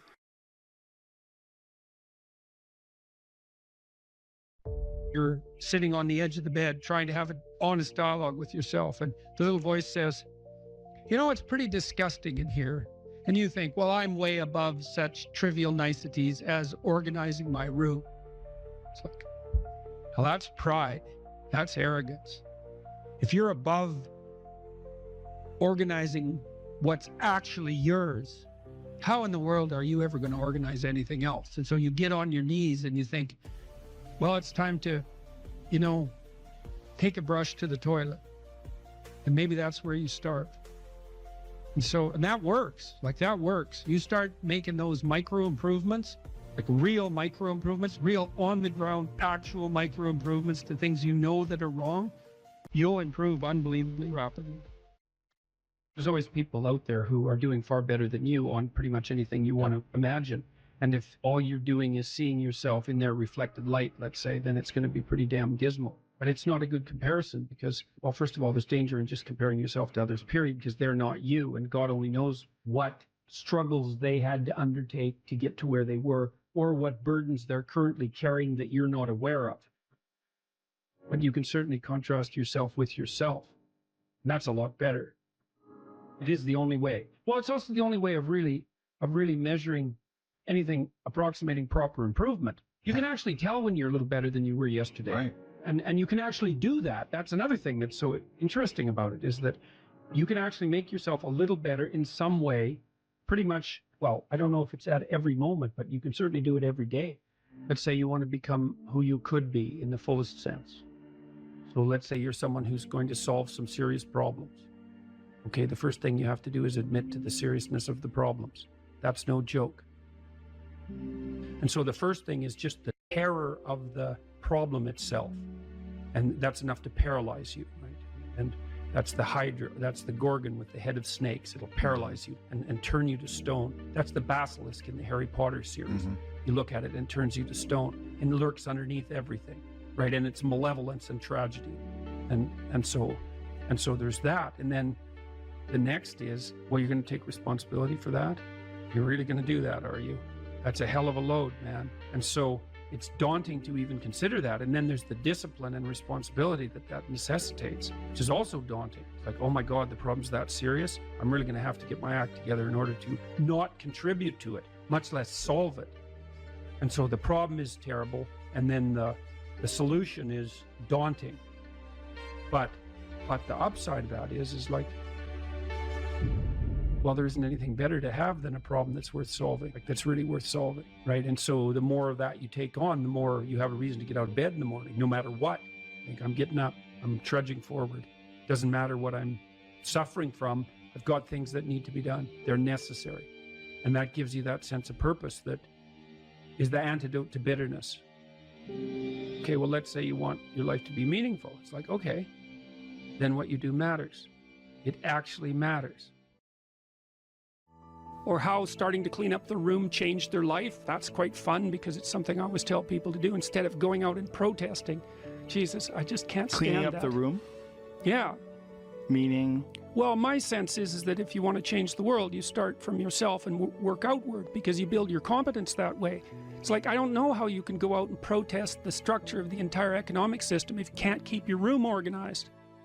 Well, I made a video which was called Message to Millennials, where it was called How to Change the World Properly. A bit of it on the pretentious side, I suppose, but I was trying to produce something that was a counterposition to this idea that what you should do is go out and fix up other people. You know, that's just not right. And there's a New Testament line about that, something about, you know, not worrying too much about the log in your neighbor's eye or about the speck in your neighbor's eye when you have a log in your eye. What would the world be like if people stopped avoiding the things they knew they should do? You know, because the question is, how much are we contributing to the fact that life is an existential catastrophe and a tragedy? How much is our own corruption contributing to that? That's a really worthwhile question. The things you leave undone because you're angry, you're resentful, you're lazy, you have inertia. Well, you consult your conscience and it says, well, you know, that place over there could use a little work. It's the same as working on yourself, and so you clean that up because you can. And then things are a little clearer around you. And you're a little better off because you've practiced a bit, and so you're a little stronger, and then something else manifests itself and says, well, maybe you could like take a crack at fixing me up too. So you decide to do that, and then that gets a little bit more pristine, you know, and soon And it's humble because you're not exceeding your domain of competence. You know, it's like, don't be fixing up the economy, 18-year-olds. You don't know anything about the economy.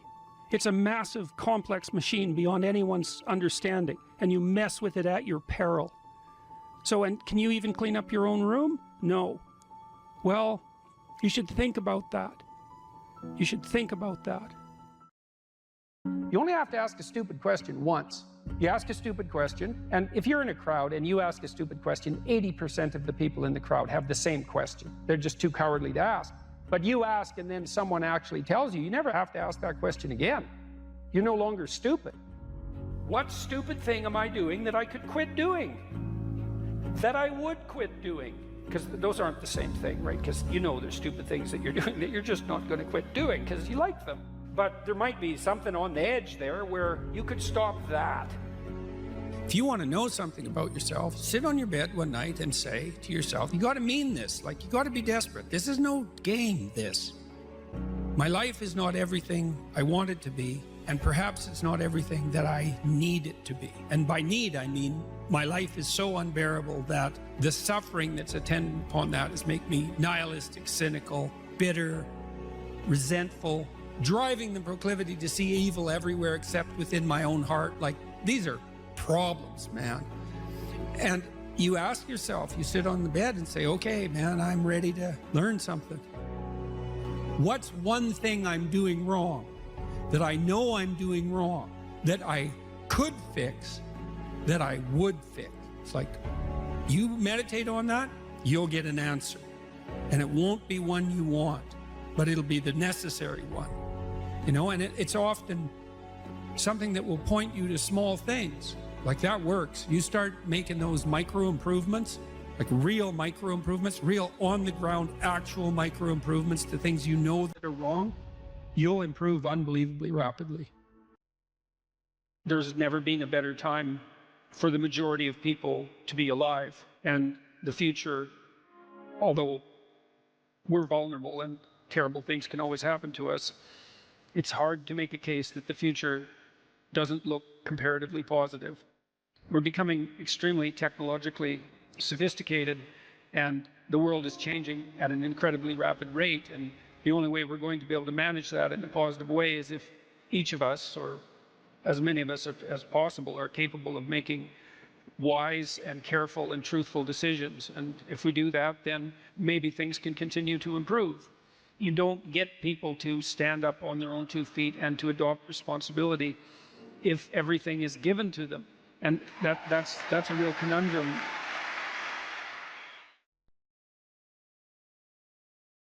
Here's another rule. Pursue what is meaningful, not what is expedient. This is also a great thing to know, I think. That's a tricky rule. Expedient might be, we're going to have a conversation, and I want something from you. And a lot of conversations are like that, you know, because you have a goal in mind. This is what I want from this person. And so then you craft your conversation to get what you want, right? You subordinate your words to the ethic of your desire. And you might say, well, what's wrong with that? Well, what do you know about what you want? Like, haven't you been wrong about that before? Or you might say, well, what's the alternative? Well, is there an alternative? Well, you have to want something from the person to even interact with them. It's like, no, you could want to see what happens. You could want to play. You could tell the truth. That's an interesting thing to do, because you don't know what's going to happen if you tell the truth, that's for sure. You could let go of what you want and just say what you think. And you could presume, and this is an act of faith too, that the truth does set you free, and that the truth that's spoken properly makes out of possibility the order that is habitable and good. And then you could just tell the truth, and you could see what happens, and that would be an adventure. And that's better than expediency, partly because maybe you're wrong about what you want. You know, and you know that because you're kind of narrow and maybe narrowly self-serving from time to time, and your purview of the world isn't as wide as it could be, and you're a bit bitter, so you tend to be that narrowly selfish because of that. And So you want something from a conversation, and you bend and twist it to get it. It's like, fine, but maybe you'll get something you don't want.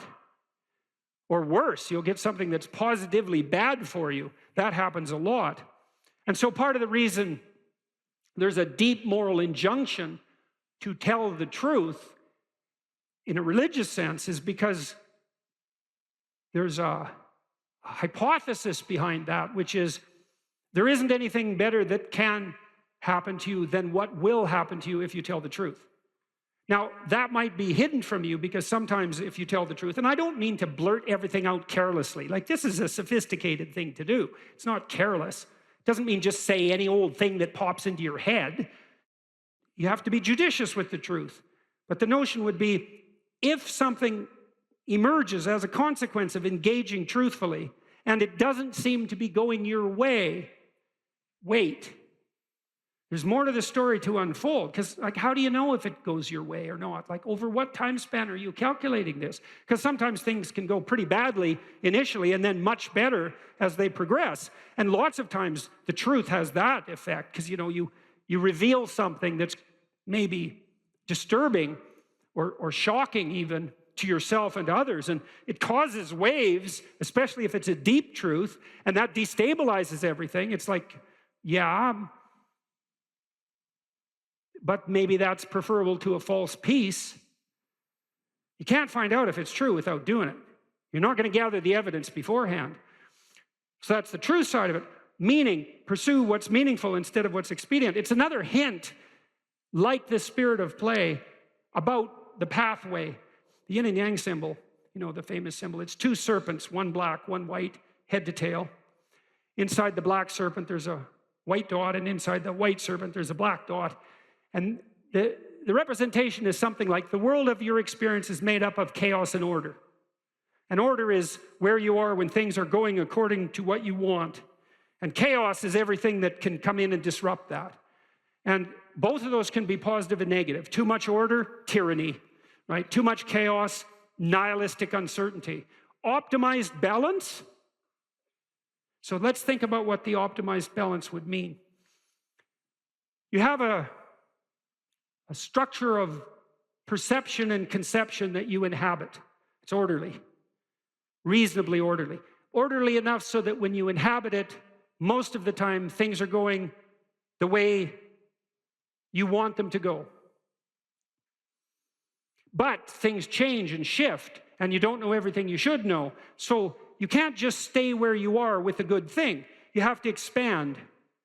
And as you expand, you move out of the domain of order into the domain of chaos, or out of the domain of actuality into the domain of possibility. And then you might think, well, how do you know when you're doing that optimally? Well, one marker, as I said before, maybe that you do it in a spirit of play. But another is, and this is so much worth knowing, things get meaningful. People ask, does life have any meaning? It's like, why is anything worth doing if in 4 billion years the sun is going to envelop the earth? And the answer to that question is, that's a stupid question.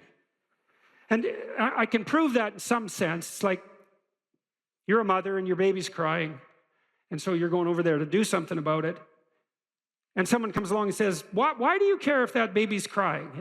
In 4 billion years, the sun is going to envelop the earth. And what's the right response to that? It's something like, go away. Are you out of your mind? And the answer to that question is yes, you are out of your mind. Of course, you can find a time frame or a spatial frame of reference that makes everything you do pointless. It's like, what is this going to matter in 20 trillion years? Well, it's like, the only proper response to that is that's not a wise time frame. Imagine you're in a concert, listening to some great music, and it's got you, and someone taps you on the shoulder, and this is going to come to an end. And well, what's your response? Like, go away. And that's the right response to that voice in your head that does those things to you, which says, You're engaged in something and a nihilistic thought comes out, well, what's the point of this given, you know, how unbearable the world is in the current political situation and the fact that we're inhabiting some ball of dust on the edge of some fringe part of the cosmos and that everything's dead and material. It's like, get thee behind me, Satan, right? Really. It's not a mark of wisdom.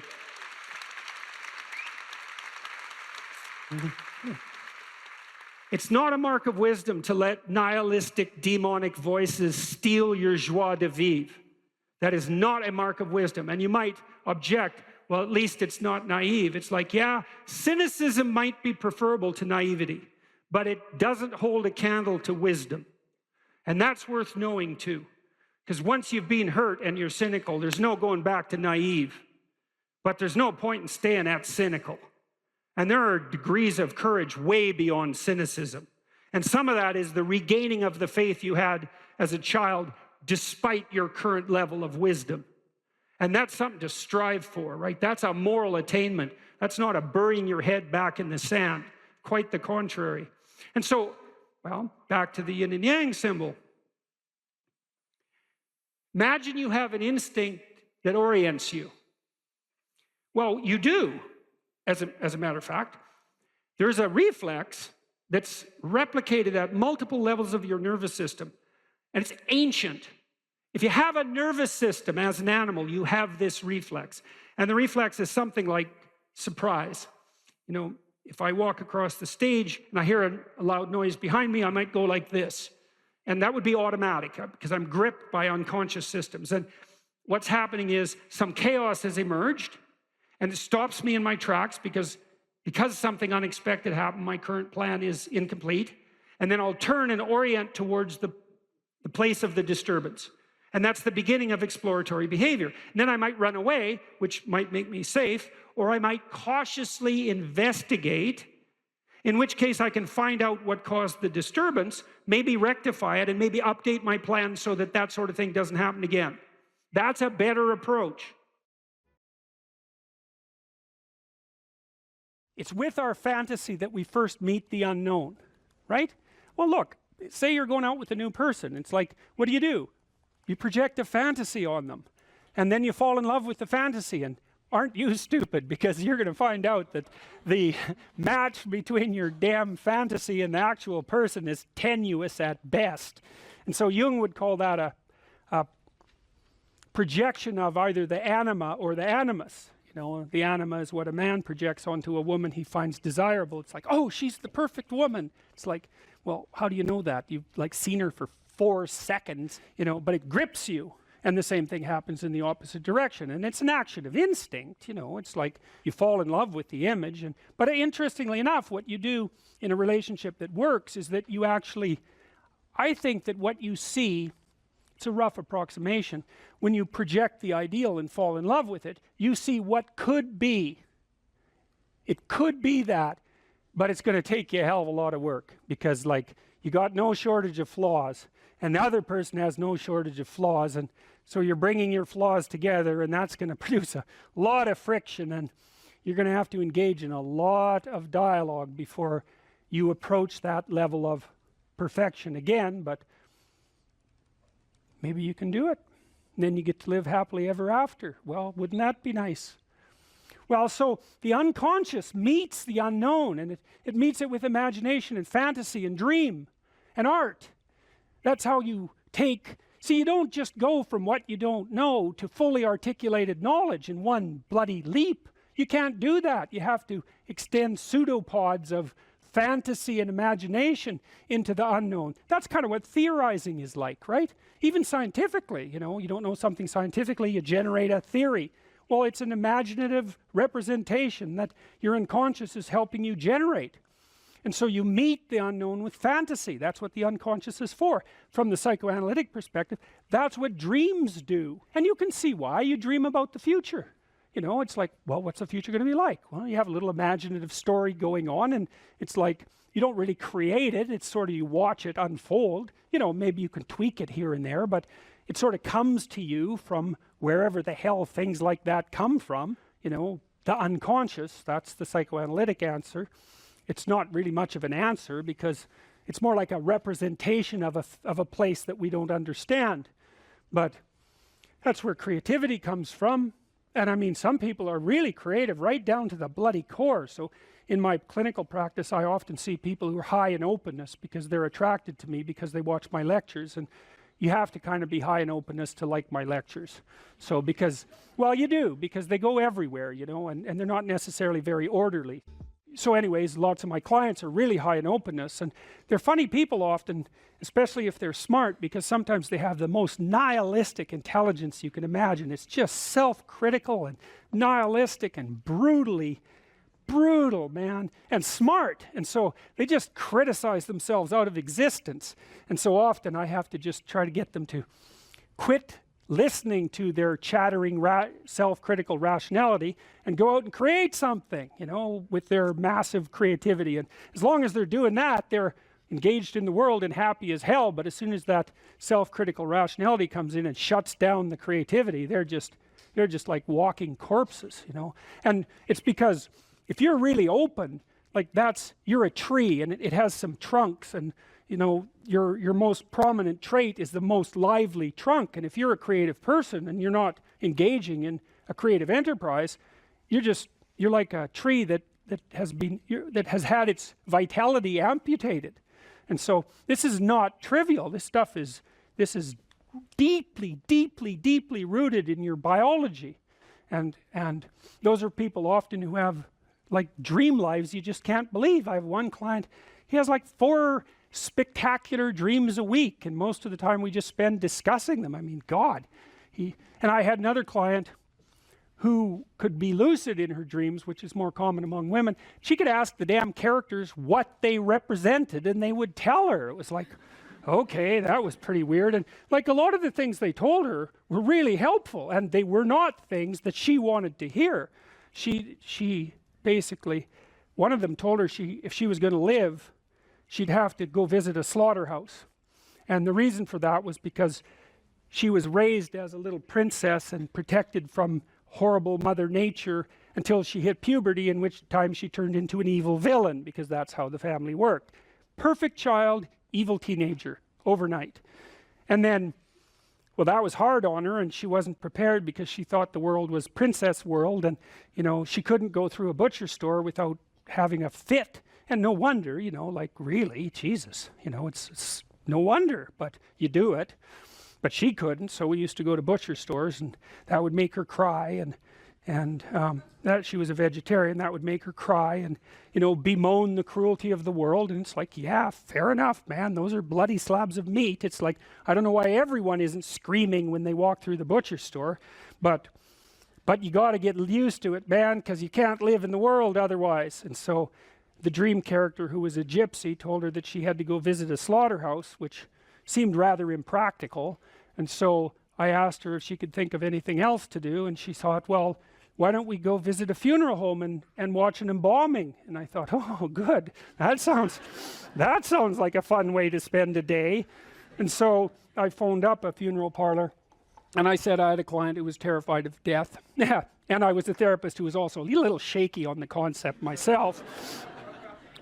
And so they had no problem with that. They deal with death all the time, which is really something to think about, right? A human being can actually have an occupation where they do nothing but deal with death, and they don't go stark raving mad. It's like, what the hell's up with that? It's like working in a palliative care ward where your clients that you know have a relationship, all they're going to do is die this week, next week, the week after. People do that. It's like, those people are tough, man. They're tough. So anyways, we went and watched this embalming, which was, I have a rather high level of disgust sensitivity, so it was a little on the rough side for me. But she sat there, and first while she was not, we were outside this little room, she was not looking at that, man, no way. Then she'd kind of go like this, and you know, that was pretty good. And then she'd go like this, and then she'd go like this, and then she watched it. And then she asked if she could go in, and she put on a glove and she touched the body, and she didn't have a fit, she didn't have a panic attack. And so she walked away from there learning that there was a hell of a lot more to her than she thought there was, and that she could see things that she didn't think she could see and live. And after that, she sort of had a touchstone. It's like, well, I'm kind of afraid of this. Well, is it as bad as going to see the embalming? No, it's not that bad. Well, I guess I can do it. It's like an initiation, right? She had an initiation. And so did I, you know. And I learned a lot from doing that. I learned that one of the things you need to do if you're going to be a human being is to prepare yourself to be useful in the face of death. And so when you have a parent that dies, which, you know, shatters people's ideas, often they can't even think about it. If you can't even think about that, man, you've got some thinking to do, because you need to be able to at least think about that, because otherwise you're just going to be a wasteland when it happens. And you never know, you could even have a higher ambition. Maybe you could even be useful when it happens, instead of being part of the heap of destroyed people who also have to be taken care of. You know, and that's brutal. You have to be brutal to be useful in the aftermath of your parents' death. You know, you don't get to crumble and fall apart, and no, you have every reason to. So you got to be kind of some tough monster to manage that. But do you want to be useful in the face of tragedy, or do you want to be pathetic?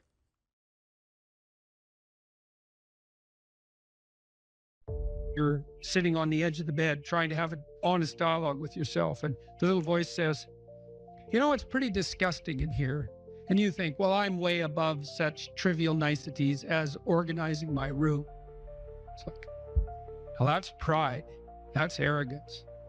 If you're above organizing what's actually yours, how in the world are you ever going to organize anything else? And so you get on your knees and you think, well, it's time to, you know, take a brush to the toilet. And maybe that's where you start. And that works. Like, that works. You start making those micro improvements, like real micro improvements, real on the ground, actual micro improvements to things you know that are wrong, you'll improve unbelievably rapidly. There's always people out there who are doing far better than you on pretty much anything you want to imagine. And if all you're doing is seeing yourself in their reflected light, let's say, then it's going to be pretty damn dismal. But it's not a good comparison because, well, first of all, there's danger in just comparing yourself to others, period, because they're not you. And God only knows what struggles they had to undertake to get to where they were, or what burdens they're currently carrying that you're not aware of. But you can certainly contrast yourself with yourself. And that's a lot better. It is the only way. Well, it's also the only way of really measuring anything approximating proper improvement. You can actually tell when you're a little better than you were yesterday. Right. And you can actually do that. That's another thing that's so interesting about it, is that you can actually make yourself a little better in some way, pretty much, well, I don't know if it's at every moment, but you can certainly do it every day. Let's say you want to become who you could be in the fullest sense. So let's say you're someone who's going to solve some serious problems.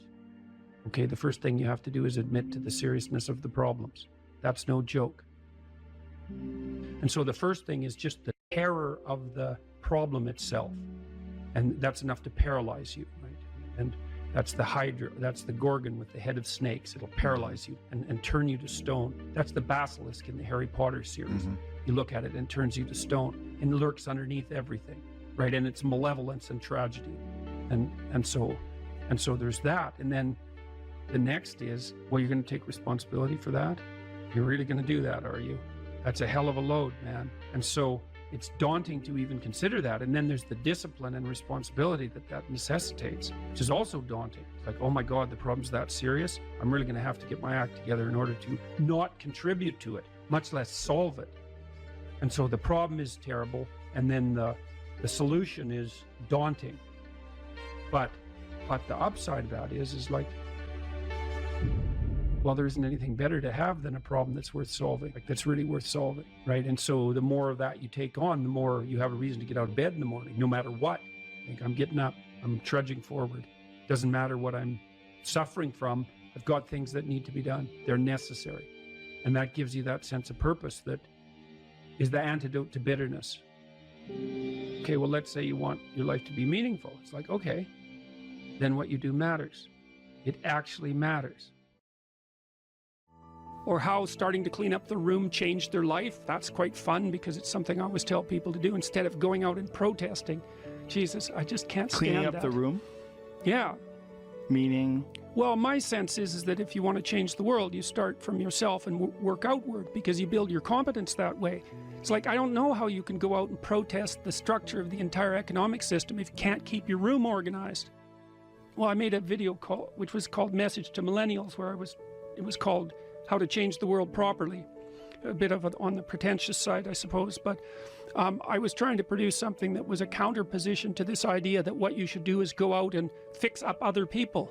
You know, that's just not right. There's a New Testament line about that, something about, you know, not worrying too much about the log in your neighbor's eye, or about the speck in your neighbor's eye when you have a log in your eye. What would the world be like if people stopped avoiding the things they knew they should do? You know, because the question is, how much are we contributing to the fact that life is an existential catastrophe and a tragedy? How much is our own corruption contributing to that? That's a really worthwhile question. The things you leave undone because you're angry, you're resentful, you're lazy, you have inertia. Well, you consult your conscience and it says, well, you know, that place over there could use a little work. It's the same as working on yourself, and so you clean that up because you can, and then things are a little clearer around you.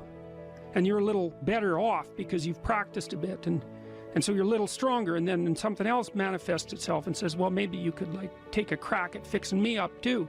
So you decide to do that, and then that gets a little bit more pristine, you know, and soon, and it's humble because you're not exceeding your domain of competence. You know, it's like, don't be fixing up the economy, 18-year-olds. You don't know anything about the economy. It's a massive, complex machine beyond anyone's understanding, and you mess with it at your peril. So, and can you even clean up your own room? No. Well, you should think about that. You should think about that. You only have to ask a stupid question once. You ask a stupid question, and if you're in a crowd and you ask a stupid question, 80% of the people in the crowd have the same question. They're just too cowardly to ask. But you ask and then someone actually tells you, you never have to ask that question again. You're no longer stupid. What stupid thing am I doing that I could quit doing? That I would quit doing? Because those aren't the same thing, right? Because you know there's stupid things that you're doing that you're just not going to quit doing because you like them. But there might be something on the edge there where you could stop that. If you want to know something about yourself, sit on your bed one night and say to yourself, you got to mean this, like you got to be desperate. This is no game, this. My life is not everything I want it to be, and perhaps it's not everything that I need it to be. And by need, I mean my life is so unbearable that the suffering that's attendant upon that is make me nihilistic, cynical, bitter, resentful, driving the proclivity to see evil everywhere except within my own heart. Like, these are problems, man. And you ask yourself, you sit on the bed and say, okay, man, I'm ready to learn something. What's one thing I'm doing wrong that I know I'm doing wrong, that I could fix, that I would fix? It's like, you meditate on that, you'll get an answer. And it won't be one you want, but it'll be the necessary one. You know, and it's often something that will point you to small things. Like, that works. You start making those micro improvements, like real micro improvements, real on the ground, actual micro improvements to things you know that are wrong, you'll improve unbelievably rapidly. There's never been a better time for the majority of people to be alive. And the future, although we're vulnerable and terrible things can always happen to us, it's hard to make a case that the future doesn't look comparatively positive. We're becoming extremely technologically sophisticated, and the world is changing at an incredibly rapid rate, and the only way we're going to be able to manage that in a positive way is if each of us, or as many of us as possible, are capable of making wise and careful and truthful decisions. And if we do that, then maybe things can continue to improve. You don't get people to stand up on their own 2 feet and to adopt responsibility if everything is given to them. And that's a real conundrum.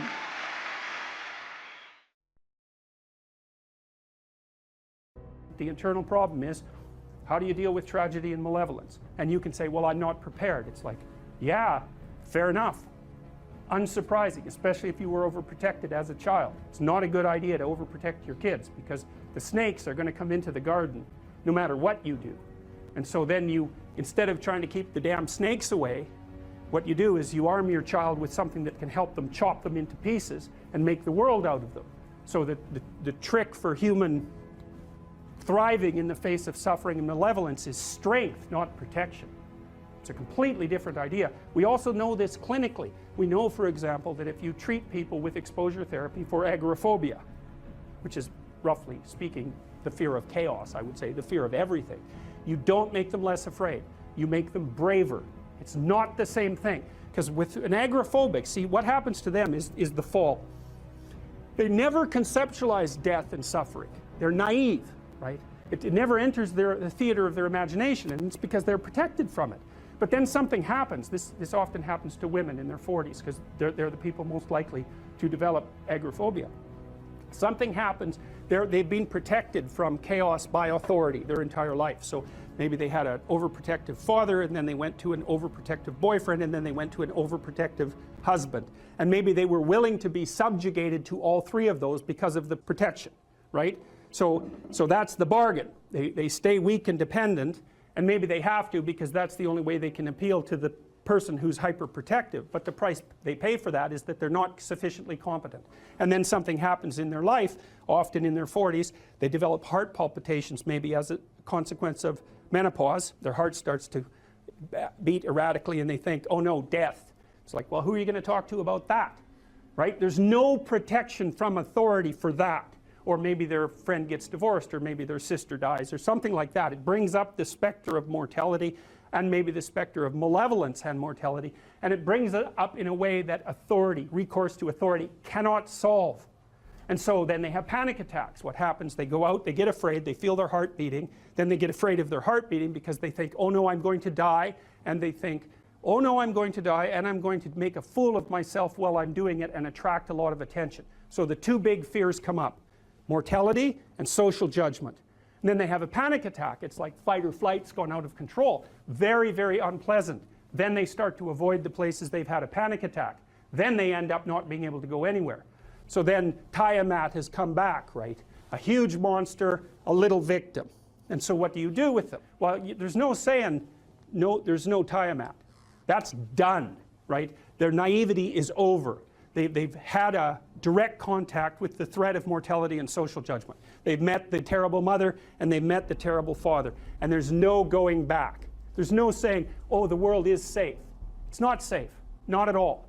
It's not safe. The fact that you think it's safe means that you were living in an unconscious bubble that was sort of provided to you by your culture. It's a gift. And now that's been shattered. And so now what do you do?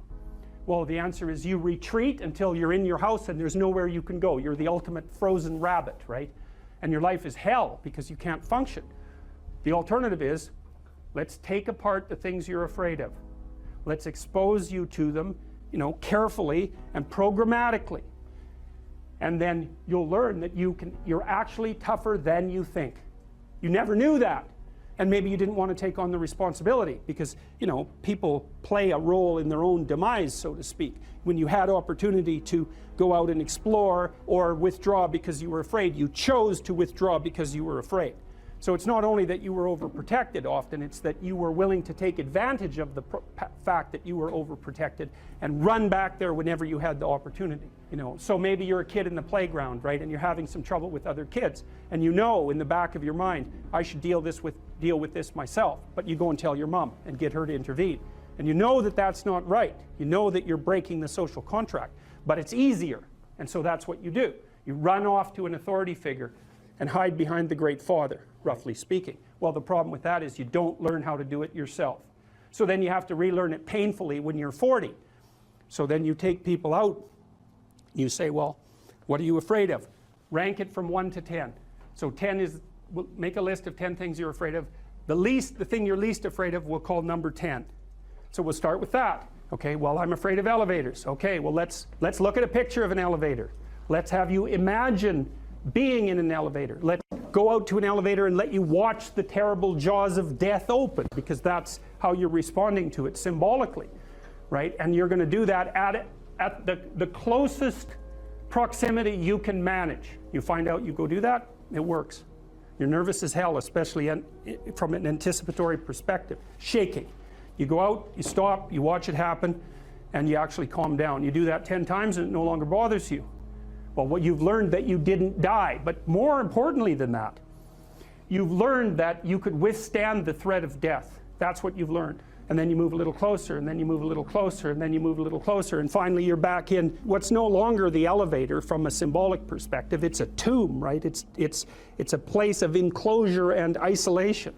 And you learn, turns out I can withstand that. And then you're much more together, much more confident. And that's often one of the things that often happens in situations like that. I've seen this multiple times, is that if you run someone through an exposure training process like that and toughen them up, they'll often start standing up to people around them in a way they never did before, because they wouldn't stand up for themselves before, because they weren't willing to undermine the protection. See, if you're protecting me, I can't bother you, because I can't afford to forsake your protection. So if I'm going to play that game, I'm going to hide behind you, then I can't challenge you. So that's no good, because that's sometimes why people, you see this with guys very frequently, they're still deathly afraid of their father's judgment when they're in their 30s or 40s. It's like, well, why? No, because they still want to believe that there's someone out there that knows. And so they're willing to accept the subjugation, because it doesn't force them to challenge the idea that there's someone out there that knows. Because that's the advantage of having your father as a judge, right? Because he knows. Well, what if he doesn't? What if no one knows any better than you? Well, that's a rough thing. You don't, until you realize that, you're not an adult, right? That's really technically the point of realization of adulthood, is that no one actually knows what you should do more than you do.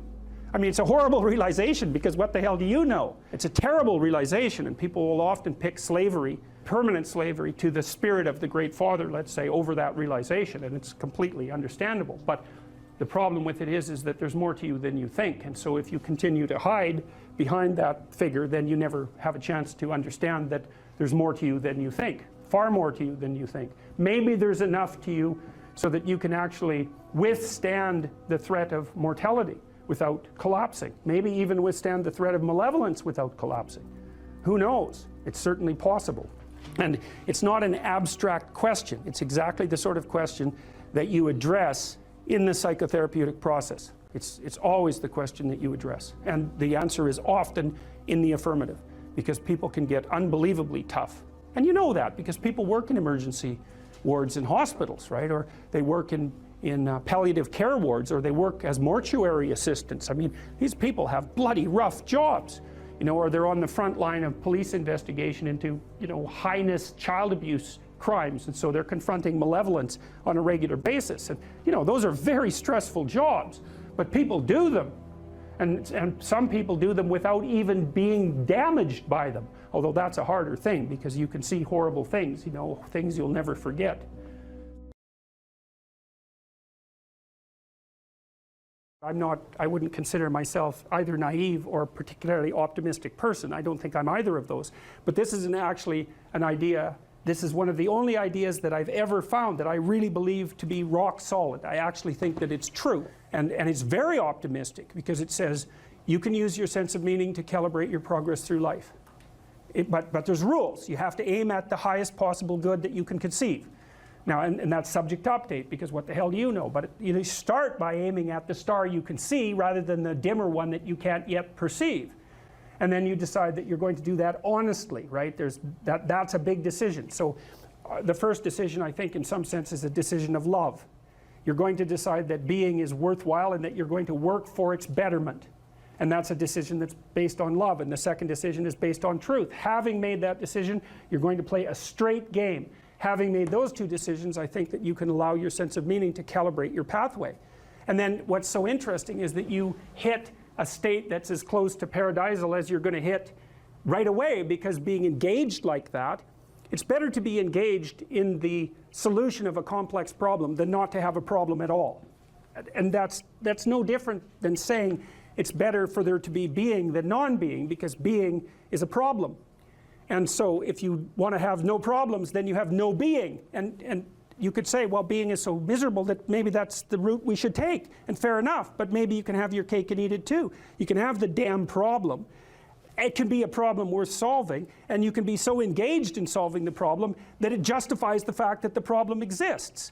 And then you get to have you get to have the problem and the solution at the same time, and maybe that's better than not having the problem at all. And I believe that, because one of the things I have seen, and I've seen this being so interesting when I've been lecturing to people, especially more recently, and this is also manifested itself on YouTube. I'm talking to people a lot about responsibility, and it's young men in particular that seem to be responding to that. And I think that's partly because I think that young women, in some sense, have their responsibility map already laid out for them.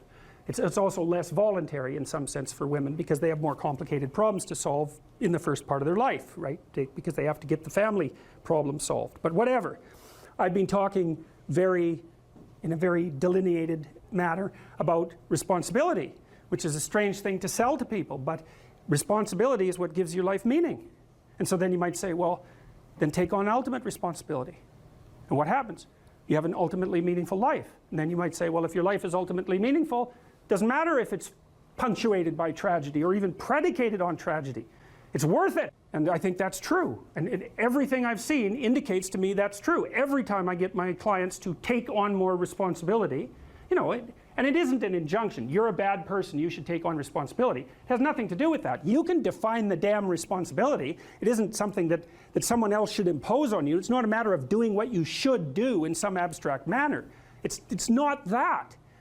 It's the choice of what game you're going to play. And you know, you can play the game of the seeker, I would say, and if you play that game, then everyone wins. And it's the best game you can play. And so the answer, in some sense, to the tragedy of life, to the catastrophe of life, to the fall, is to adopt the responsibility of mortality that goes along with that, and to play that game maximally. And paradoxically, it's in the willingness to do that that the solution emerges.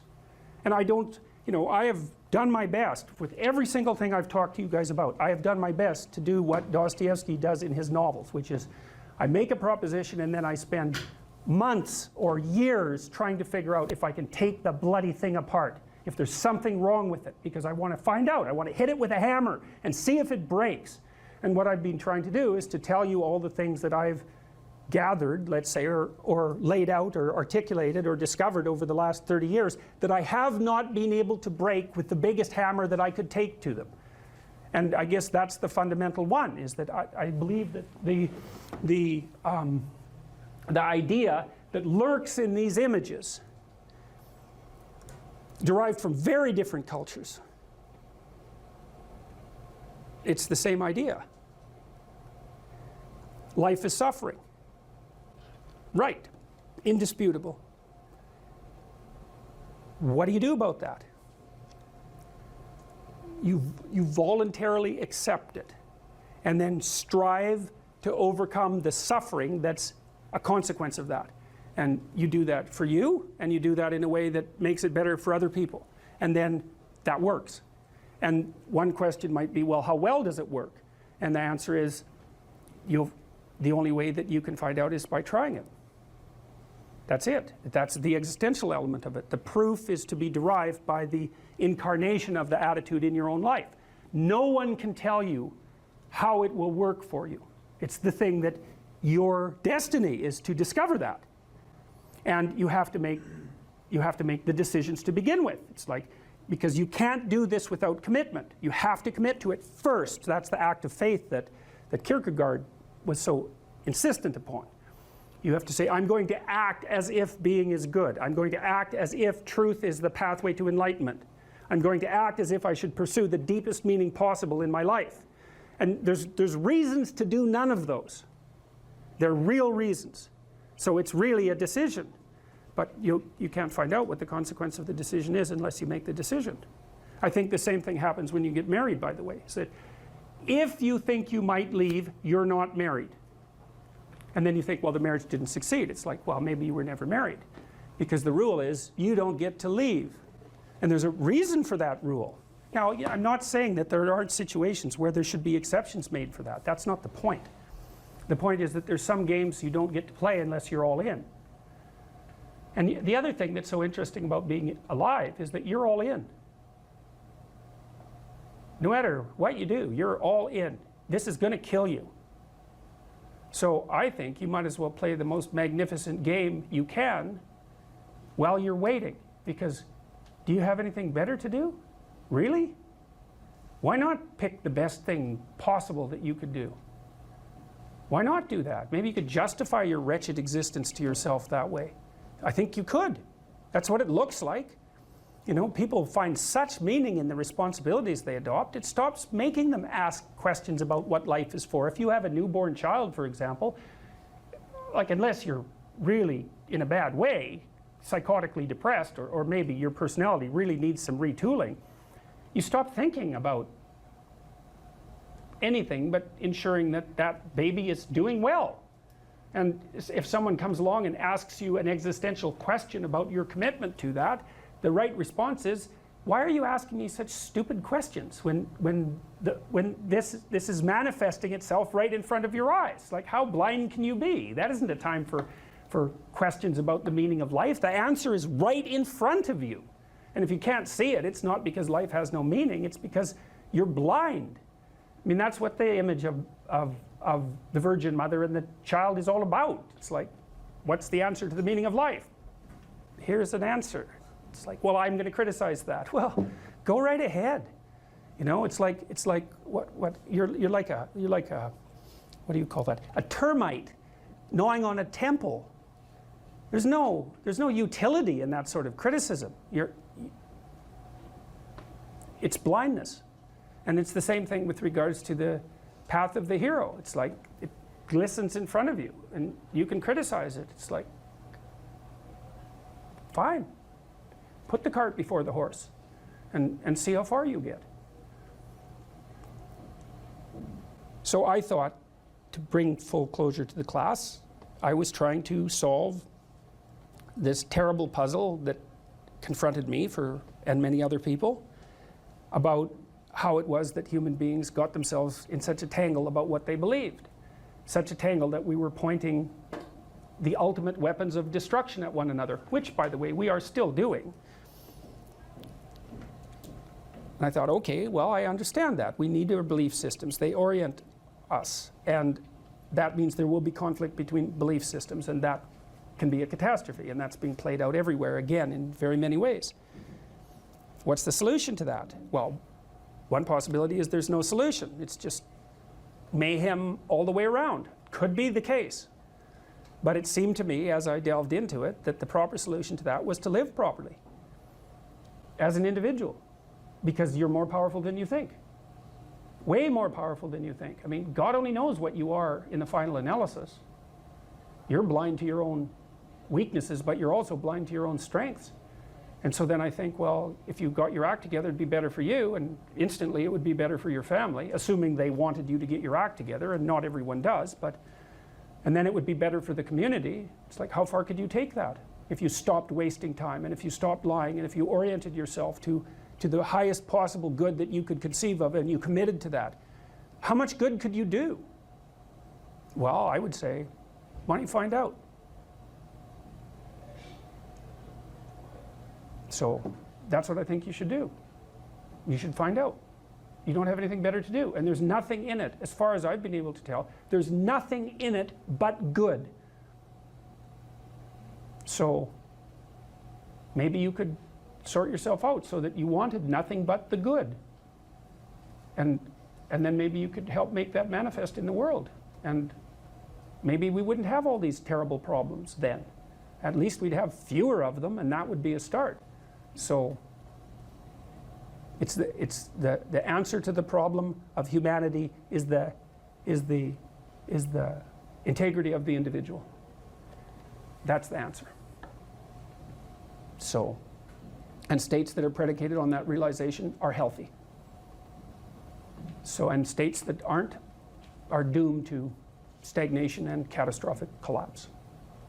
And personalities that are predicated on self-tyranny and the tyranny of others are doomed to collapse. So, and then you think, well, what's the barrier? And the barrier is, are you willing to accept the responsibility?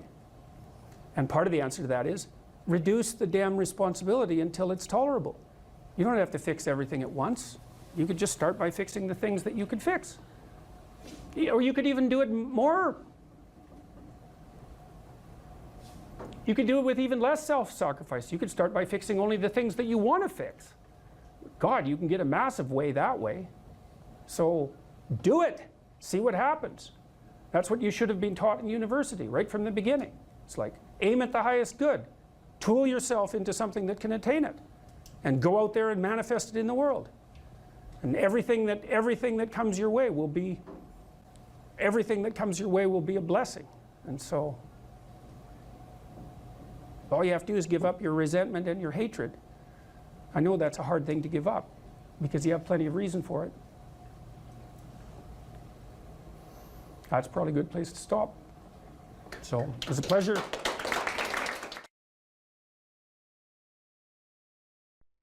What has been your experience with dealing with these men who have these nice guy tendencies, who can't stand up for themselves, who their moms raised them to be this type of anti-man?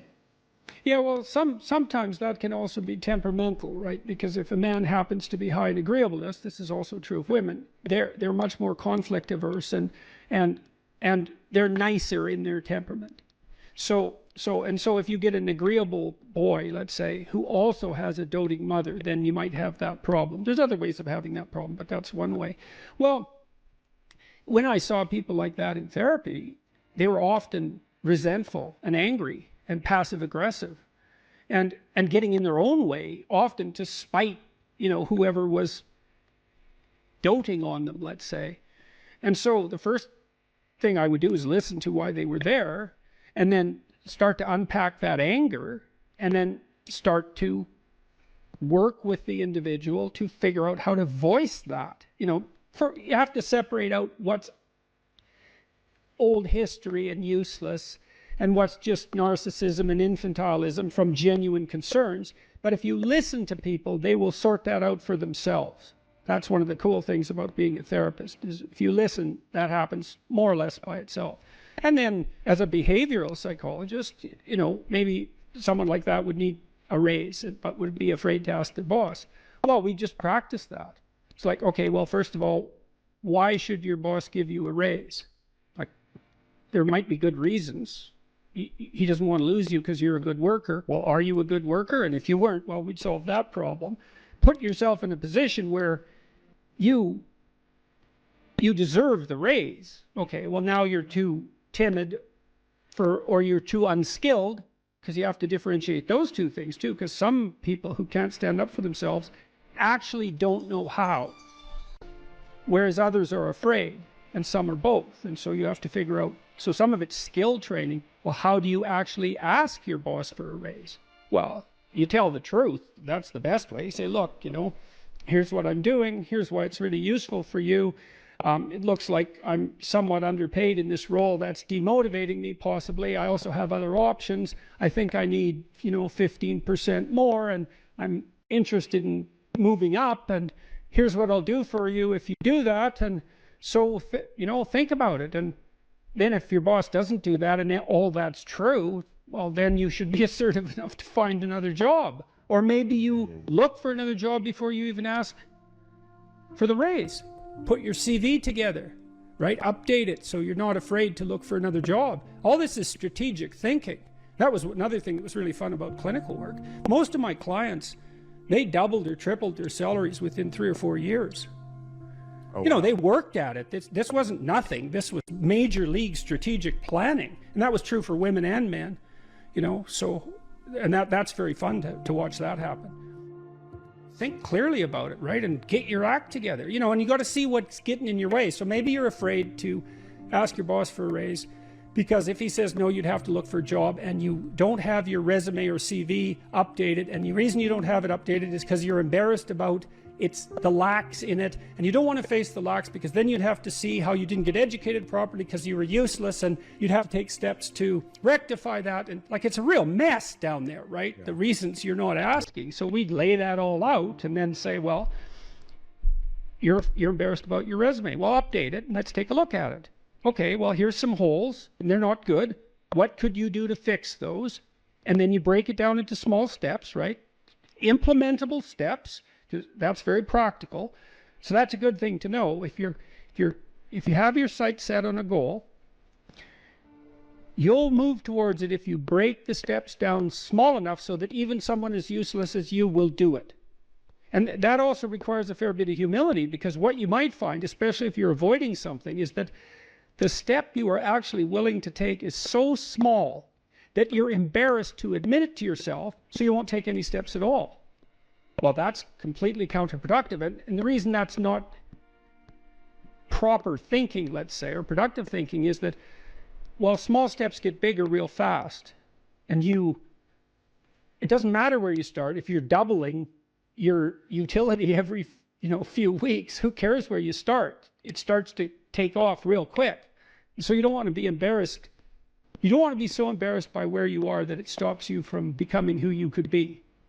And that's tough. It can be that's real tough. I'm not making light of that. I see exactly why people avoid, but it's not a good solution.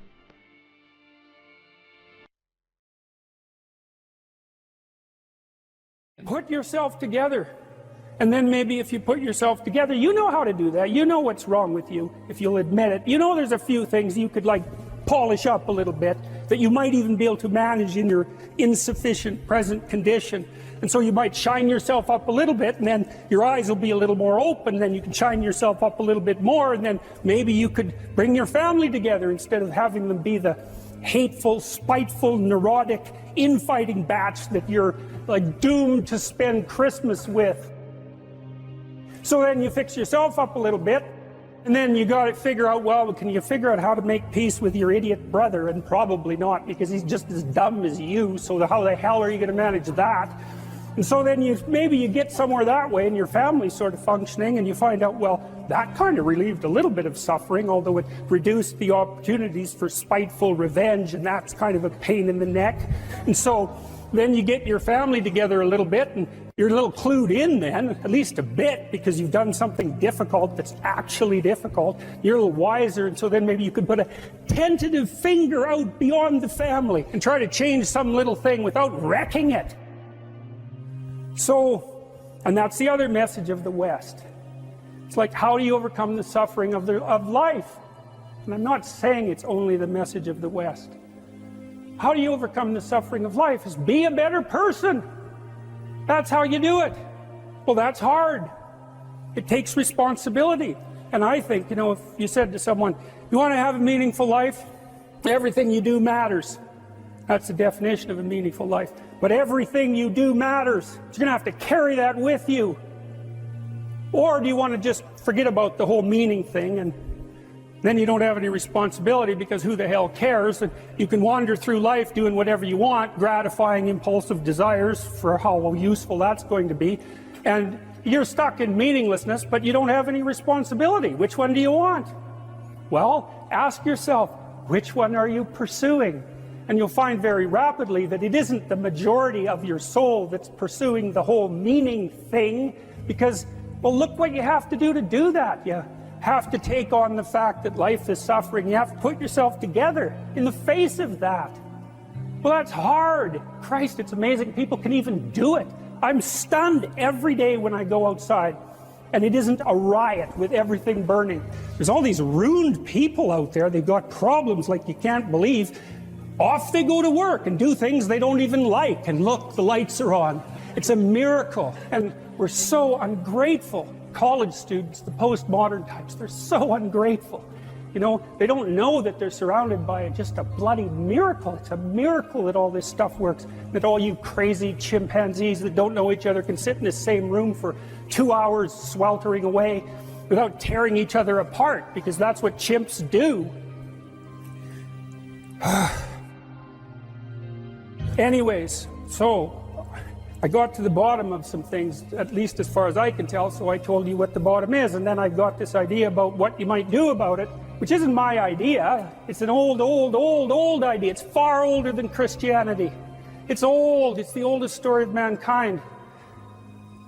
Get yourself together. Transcend your suffering. See if you can be some kind of hero. Make the suffering in the world less. Well, that's the way forward, as far as I can tell, if there is any way forward. Live without it. Assuming you want to get better, there's usually something you can figure out that would constitute a step towards some sort of concrete goal. And my presumption, it's a behavioral presumption fundamentally, is that small accruing gains that repeat are unbelievably powerful. You can tyrannize yourself into doing things, but I wouldn't recommend it. What I would recommend instead is that you ask yourself what you're willing to do. It's a really effective technique. It's like a meditative technique. So for example, you can get up in the morning and you can think, well, you know, I'd like to have a good day today, so I'd like to go to bed tonight without feeling guilty because I, didn't do some things I said I was going to do, and I'd like to have kind of an interesting day. So you got to fulfill my responsibilities, and I want to, enjoy the day. Then you can ask yourself, well, what would I have to do in order for that to happen that I would do? And the probability, if you practice this for 3 or 4 days, is your brain will just tell you, it'll say, well, there's that piece of homework that you haven't done for like 3 weeks, you should knock that sucker off because it would only take you 10 minutes and you've been avoiding it and torturing yourself to death for 72 hours straight. And say, well, let's figure out what your aims are. You got to have some aims, whatever they are. And they might say, well, I'm so depressed I don't have any aims. And then I say, well, pick the least objectionable of the aims and act it out for a while and see what happens. Because sometimes your emotional systems are so fouled up that you have to pretend, you have to act the thing out before you can start to believe it. Life can be meaningful enough to justify its suffering. I thought, God, that's such a good idea. Because it's not optimistic exactly. Some people will tell you, well, you can be happy. It's like, those people are idiots. I'm telling you, they're idiots. There's going to be things that come along that flatten you so hard you won't believe it. And you're not happy then. And so if life is to be happy, well, in those situations, what are you doing? Why even live? But life isn't to be happy. If you're happy, you're bloody fortunate, and you should enjoy it. You should, because it's the grace of God, so to speak. People know when they're doing something meaningful. They can tell. So why the hell don't they do meaningful things all the time? It seems obvious. You could do it. I mean, it's hard, because other people want you to do other things, and it's a struggle, but everything's a struggle. Oh, I get it. I see why. It took me about 10 years to figure this out. People have a choice. Choice number 1. Nothing you do means anything. Well, that's kind of a drag, right? It's meaninglessness of life and all that, existential angst. That's kind of a pain. But the upside of nothing that you do is meaningful is you don't have to do anything. You've got no responsibility. Now, you have to suffer because things are meaningless, but that's a small price to pay. The alternative is everything you do matters. Really. If you make a mistake, it's a real mistake. If you betray someone, you tilt the world a little more sharply towards evil rather than good. It matters what you do. Well, if you buy that, then you can have a meaningful life. But there's no mucking around. It means responsibility. It means that the decisions you make are important. It means that when you do something wrong, it's wrong. Well, do you want that?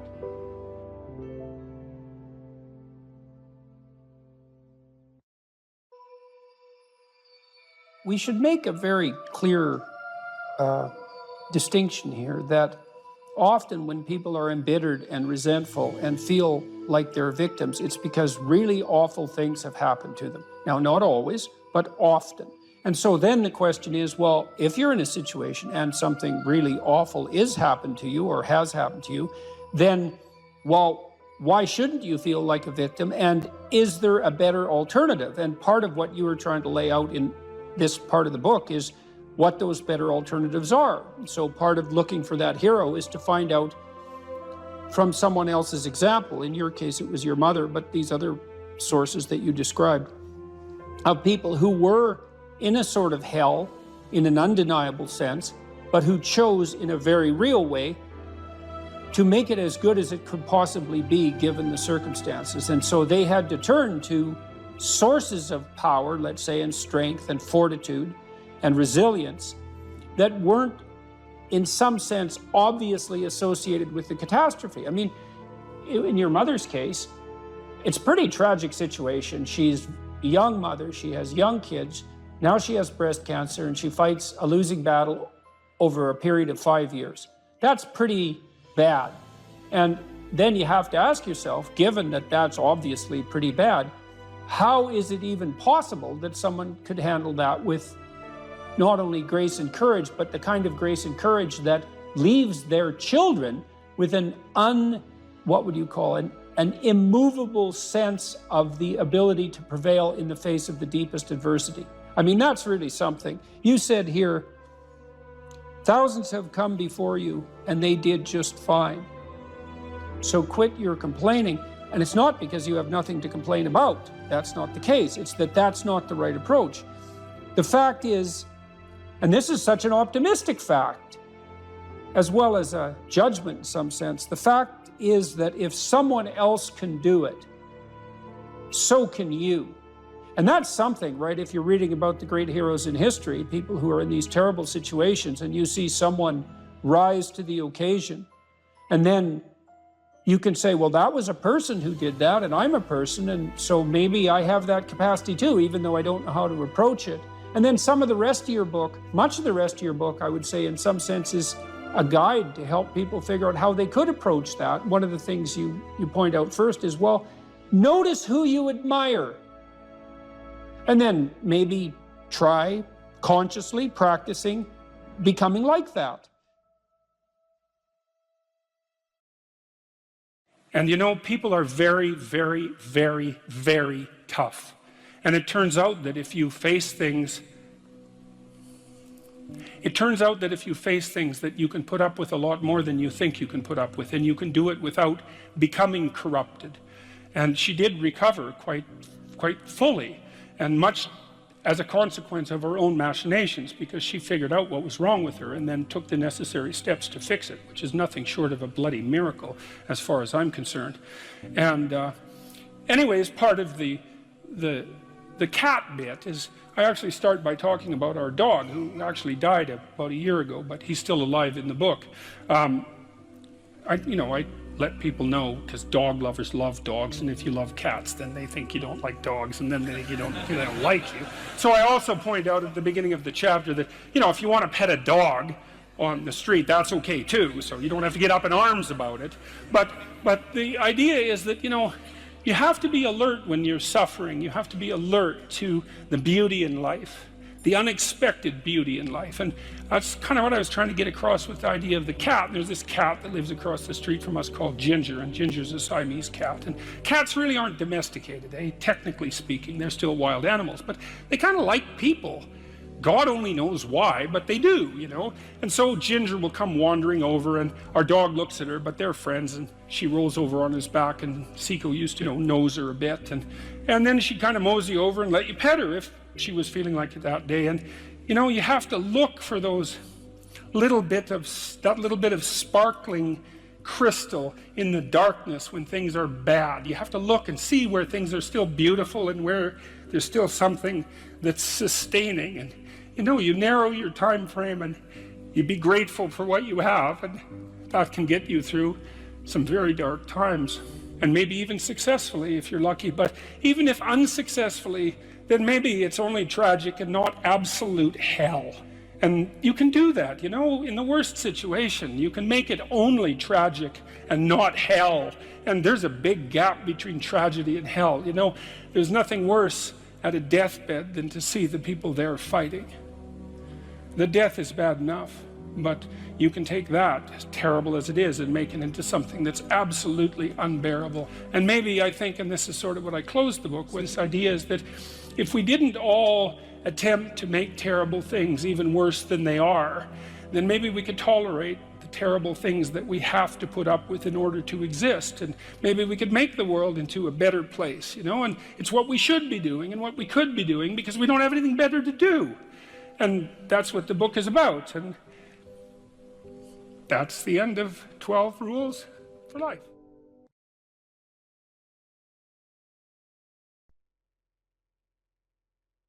What we mean by soul is something like animating spirit.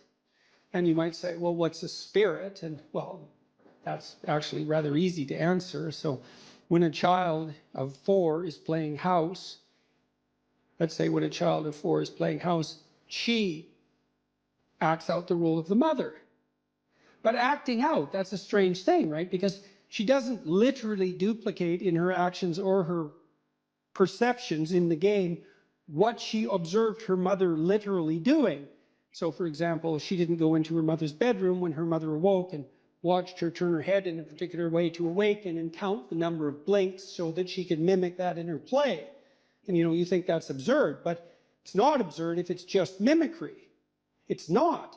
It's unbelievably sophisticated. So what the girl does is she watches her mother manifest maternal behavior across a vast array of instances, and she integrates that with the image of the mother she's received from all the books she's been read and all the little movies she's watched, the Disney movies and so forth, and she abstracts out the animating principle of the maternal, and then she embodies that in play, and usually with a little boy, and that's practice for what's going to come later. It's unbelievably sophisticated, and she's embodying a spirit, and the spirit there is the abstraction of the central animating principle from multiple embodiments of its manifestation.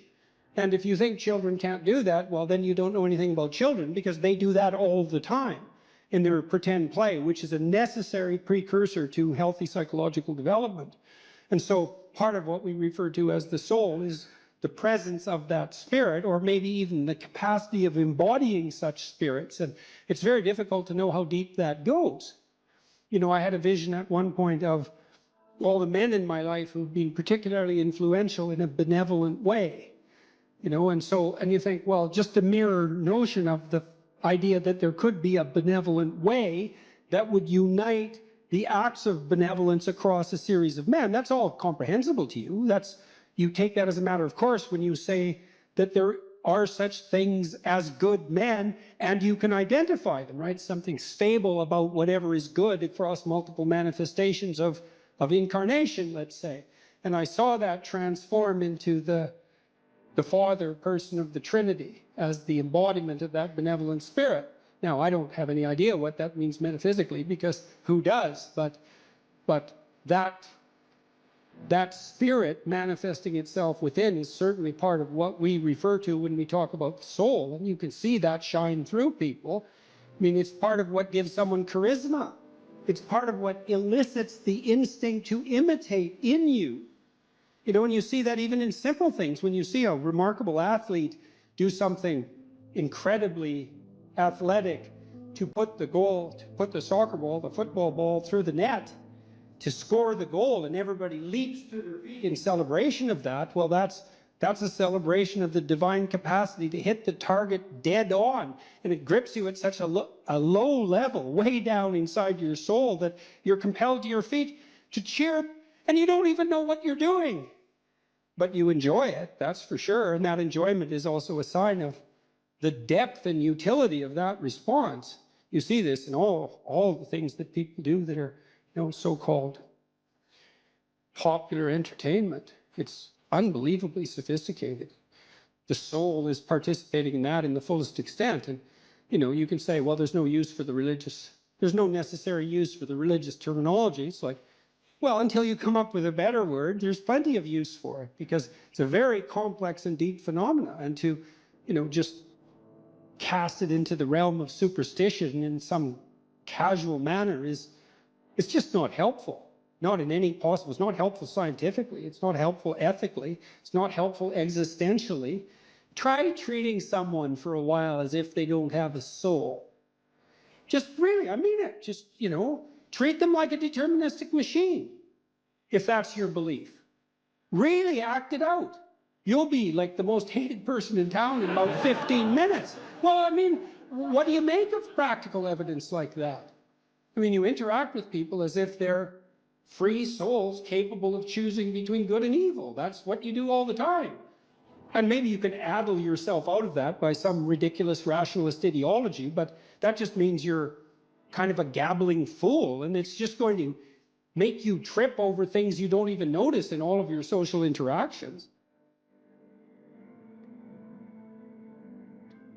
I don't care how you think philosophically or ideologically, you bloody well know that what I just said is true. So, and that's true even when you're interacting with an infant or a small child. It's true when you're dealing with someone who's elderly and virtually incapacitated in every way. You still see that divine spark, for lack of a better term, and we do lack a better term, by the way.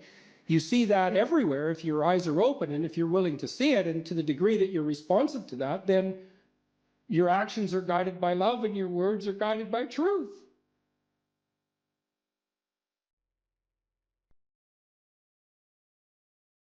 if you gave 1,000 people a list of adjectives to describe themselves with, and one of the adjectives was happy and another of the adjectives was social, you'd find that those who rated themselves high on happy would also rate themselves high on social, and those who rated themselves low on happy would also rate themselves low on social. And by looking at those patterns of covariation, you can determine what the essential dimensions are of human personality. One of the dimensions is roughly happiness. That's extroversion. Another dimension is neuroticism. It's a negative emotion dimension. So if you ask someone if they're anxious and they score high, say on a scale of 1 to 7, they're also likely to score high on another item that says that they're sad. And it turns out that negative emotions clump together, and so that people who experience more of one negative emotion have a propensity to experience more of all of them. There's another dimension called agreeableness, and agreeable people are self-sacrificing, compassionate, and polite. If you're dealing with an agreeable person, they don't like conflict. They care for other people. If you're dealing with an agreeable person, they're likely to put your concerns ahead of theirs. They're non-competitive and cooperative. It's a dimension where women score more highly than men on agreeableness across cultures, including those cultures where the largest steps have been taken towards producing an egalitarian social circumstance, like Scandinavia. Actually, the gender differences in personality there are larger than they are anywhere else. Another trait is conscientiousness. Conscientiousness is an excellent trait if you want to do well in school and in work, especially if you're a manager and administrator. I can't say we understand a lot about conscientiousness, although it reliably emerges from factor analytic studies of adjective groups across different countries. Conscientious people are diligent, industrious, and orderly. Their orderliness tilts them towards political conservatism, by the way, because it turns out that your inbuilt temperament, your inbuilt personality, which constitutes a set of filters through which you view the world, also alters the manner in which you process information and influences the way that you vote. And so you might say, and I do believe that this is true, we've been doing a lot of research on this as of late, the more accurate a measure you take of someone's political beliefs, the more you find that personality is what's predicting them.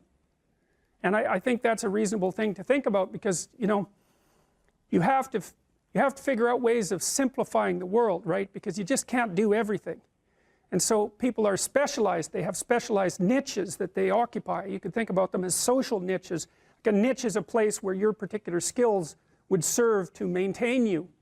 And so if you're extroverted, you're going to look for a social niche because you like to be around people. And if you're introverted, you're going to spend much more time on your own. And so if you're an introverted person, for example, you're going to want a job where you're not selling and where you're not surrounded by groups of people who are making social demands on you all the time, because it'll wear you out. Whereas if you're extroverted, that's just exactly what you want. And so the extrovert sees the world as a place of social opportunity, and the introvert sees the world as a place to retreat from and spend time alone. And it turns out that both of those modes of being are valid.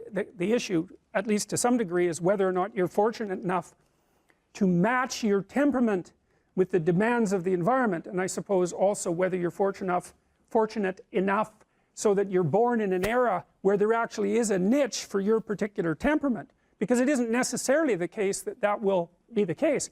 Imagine that all of these temperamental dimensions vary because of evolutionary pressure, right? So there's a distribution of extroversion, a normal distribution. Most people are somewhere in the middle, and then as you go out towards the extremes, there are fewer and fewer people. And what that means is that on average, across large spans of time, there have been environments that match every single position on that distribution, with most of the environments matching the center, because otherwise we wouldn't have evolved that way. And so sometimes being really extroverted is going to work well for you in a minority of environments, a minority of niches, and sometimes it's just going to be a catastrophe. I suspect, for example, that if you live in a tyrannical society where any sign of personally oriented activity is likely to get you in trouble, that being extroverted and low in neuroticism wouldn't be a very good idea, because you're going to be mouthy and happy and saying a lot of things, unable to keep your thoughts to yourself, and you're going to be relatively fearless. Now, I don't know that for sure, because we haven't done the studies that precisely match temperamental proclivity to environmental demand, but you get what I mean. So conscientious people, anyways, conscientious people are industrious and orderly. We know a little bit about orderliness.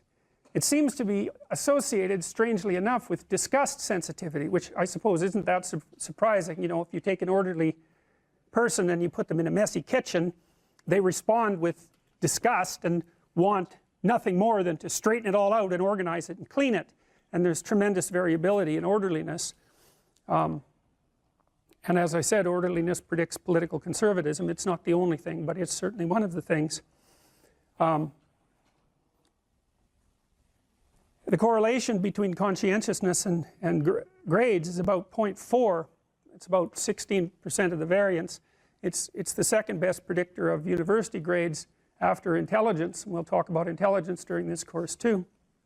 Intelligence is actually a relatively straightforward concept. I don't think I'll get into it today, but conscientious people, their industriousness and their orderliness makes them schedule their time. So they make efficient use of their time. They use schedules and that sort of thing. We haven't been able to figure out anything about the underlying biology or psychology of industriousness. We've tried really dozens and dozens of tests attempting to find a laboratory measure on which industrious people do better, and we failed completely. And there's no animal models of industriousness either. And so I would say it's a great mystery that remains at the heart of trait psychology. And maybe it's a human-specific category, you know. I mean, you can think of sled dogs maybe of being industrious, and maybe sheepdogs and animals that work like that, but of course they've been trained by human beings. So, but it isn't obvious that animals are industrious the same way we are. I mean, industriousness involves sacrificing the present for the future, something like that. And it seems like you have to be able to conceptualize time in order to sacrifice the present for the future.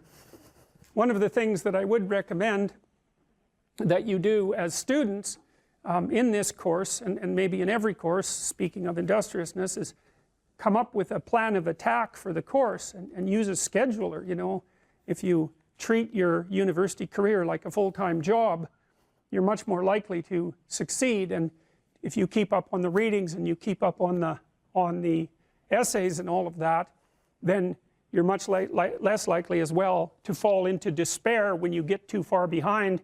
Using a Google Calendar or something like that to organize a schedule for the entire semester at the beginning of the semester can be invaluable, especially if you're not very industrious,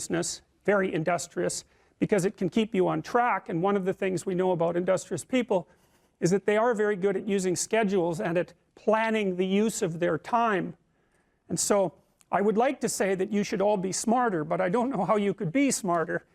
We don't know anything about how to improve intelligence, and I suppose we don't really know anything about how to improve industriousness either, but I can tell you that people who are industrious come up with a strategy for solving the problem that's ahead of them, and then they do whatever they can to stick to the strategy. And so, for example, if you sat down today or tomorrow for a couple of hours, 3 hours, and you filled in a Google Calendar, whatever you happen to use, with a strategy for studying and a list of when all your assignments are due and all of that, and when you're going to sit down and study, then you won't be in a position where you have to cram for 10 hours a day hopelessly right before, you know, an important exam. It's also a very ineffective way of studying, by the way.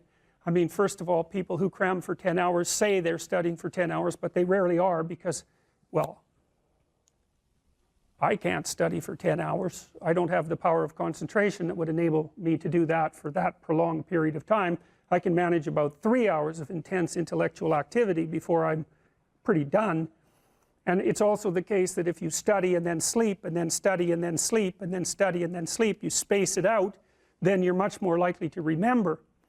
it's also much more likely that you're much more likely to remember if you try to recall the material. And so highlighting and that sort of thing isn't very useful, but reading, closing the book, summarizing what you've read without opening the damn book, that's useful. And the reason for that is that you're practicing remembering, and that's what you have to practice. If you're practicing memorization, you have to practice remembering. You don't just go over the thing over and over. That'll help you with recognition memory, but it won't help you with recall memory. Anyways, the last trait is openness. Openness is a creativity trait. It's also associated with intelligence, in that intelligent people, and I'm speaking technically of IQ, tend to be higher and tend to be more creative, which is hardly surprising. Creative people are more likely to be liberal politically, by the way. They like novelty, they like aesthetics, they like fiction, they like movies, they like art, they like poetry. There's something about them that grants them an aesthetic sensitivity, and that's an inbuilt trait. And it's not the case, by the way, that everyone's creative. In fact, far from it. We've used the Creative Achievement Questionnaire to measure people's creativity. I'll talk to you about that later in the class. And the Creative Achievement Questionnaire takes 13 dimensions of creativity. So, you know, writing, dancing, acting, scientific investigation, entrepreneurial activity, architectural activity, cooking, there's a handful of others, singing, etc. You know, the sorts of things that you would assume that people could be creative about. And then it asks people to rate themselves on a scale from 1 to 10 on their level of achievement with regards to all those creative domains, with 0 being I have no training or proficiency in this area, and 70% of people score 0 across the entire Creative Achievement Questionnaire. A tiny proportion of people are outliers, way out, and they're creative in many dimensions simultaneously and exceptionally creative. And it turns out, as you'll find out, that pattern, which is called a Pareto distribution, where most people stack up at 0 and a few people are way out on the creative end, characterizes all sorts of distributions, like the distribution of money, for example, which is why 1% of the people have the overwhelming majority of the money. It's a different 1% across time. It churns, and you're much more likely to be in the 1% if you're older, logically enough, because one of the things you do as you age is you trade youth for money, if you're fortunate. I don't think the trade is really worth it, but that's the best you've got. So anyways, those particular traits, you can think of those as ways that you simplify the world, right? There's lots of different places that you can act in the world, and there's lots of different ways you can look at it and survive. That's why you can be a plumber and a lawyer and an engineer, and those all work, right? Even though they're very different modes of being. And you can have different personalities and survive, as long as you're capable of finding the place where your particular filters and behavioral proclivities match the demand of the environment. And a huge part, I would say, of successful adaptation is precisely that.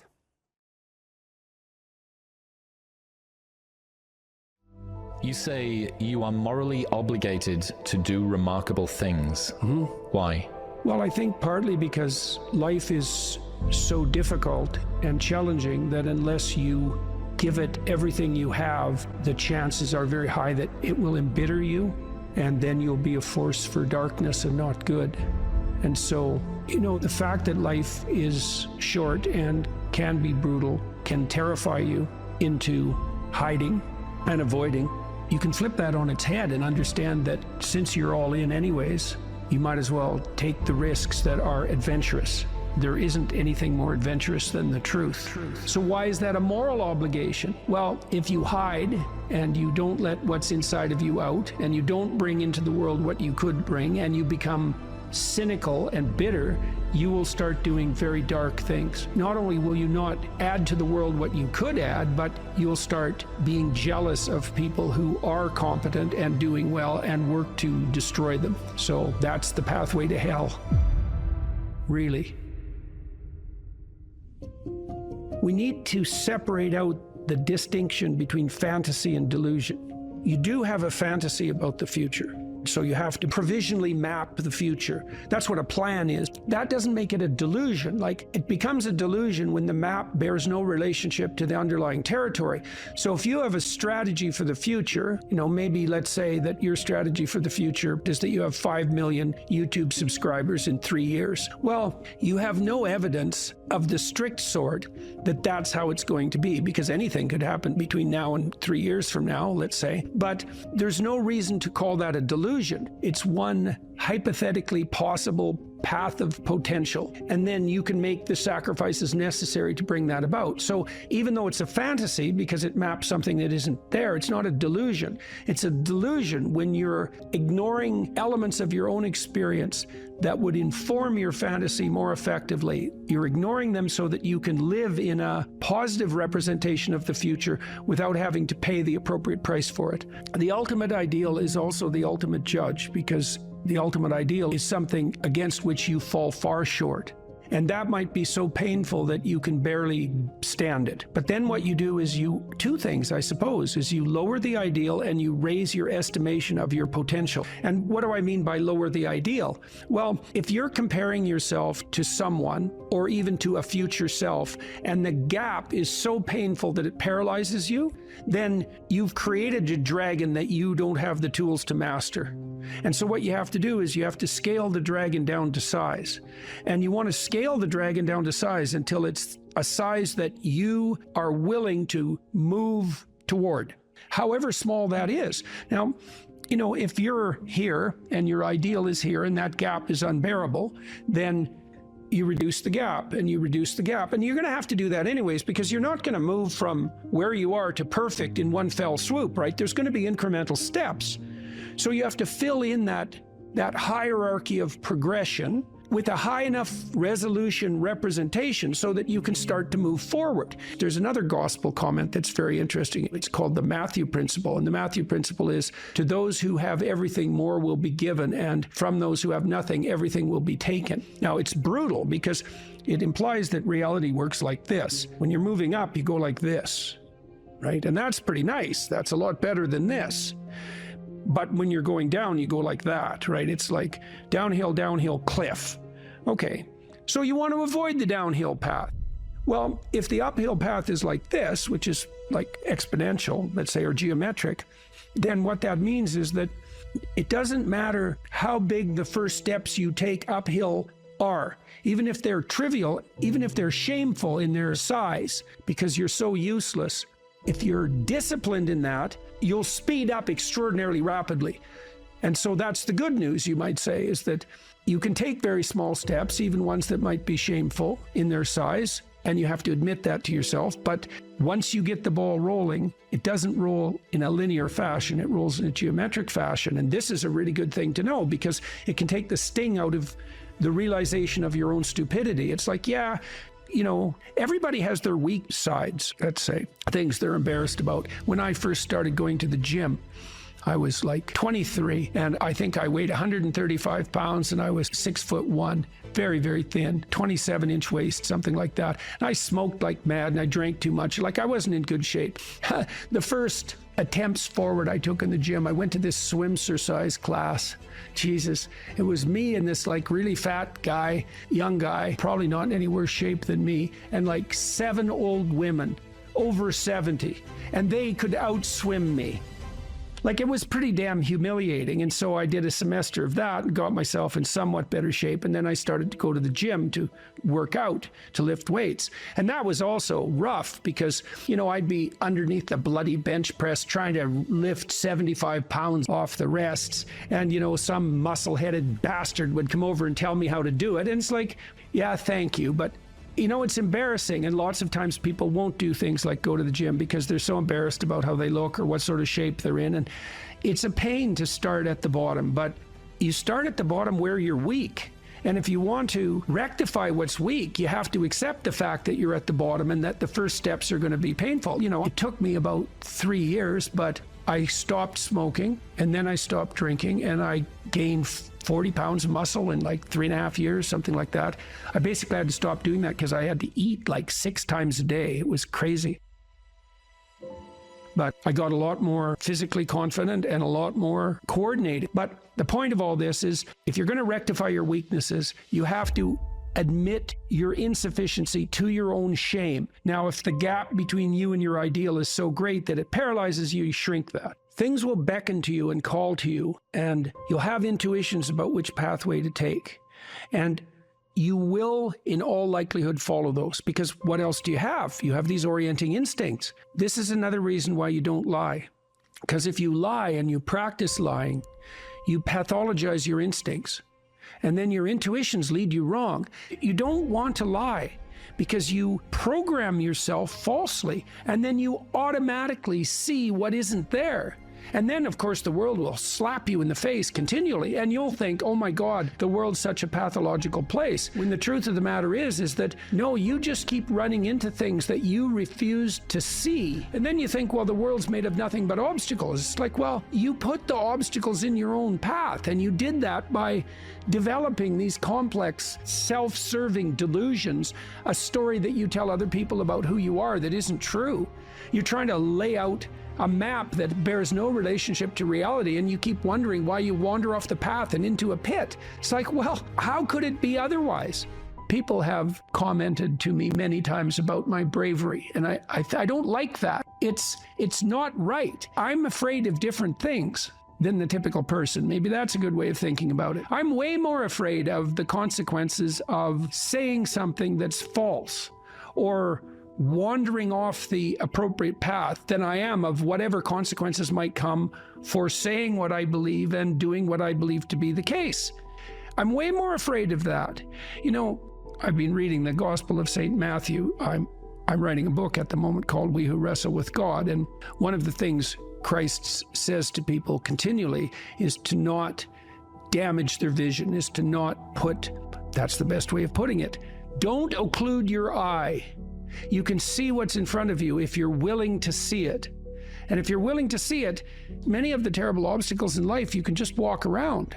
But if you blind yourself purposefully to follow your own narrow, self-serving delusion, you're going to run into terrible things and terrible people and the terrible part of your own soul all the time.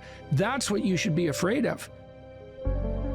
You can't be isolated, alone, without responsibility, and pursuing your hedonistic nonsense and not be insane and miserable. Those are all the same thing, right?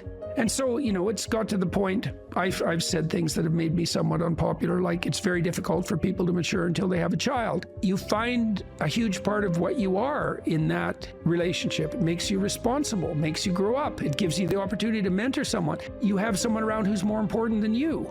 Well, that's part of being mentally healthy.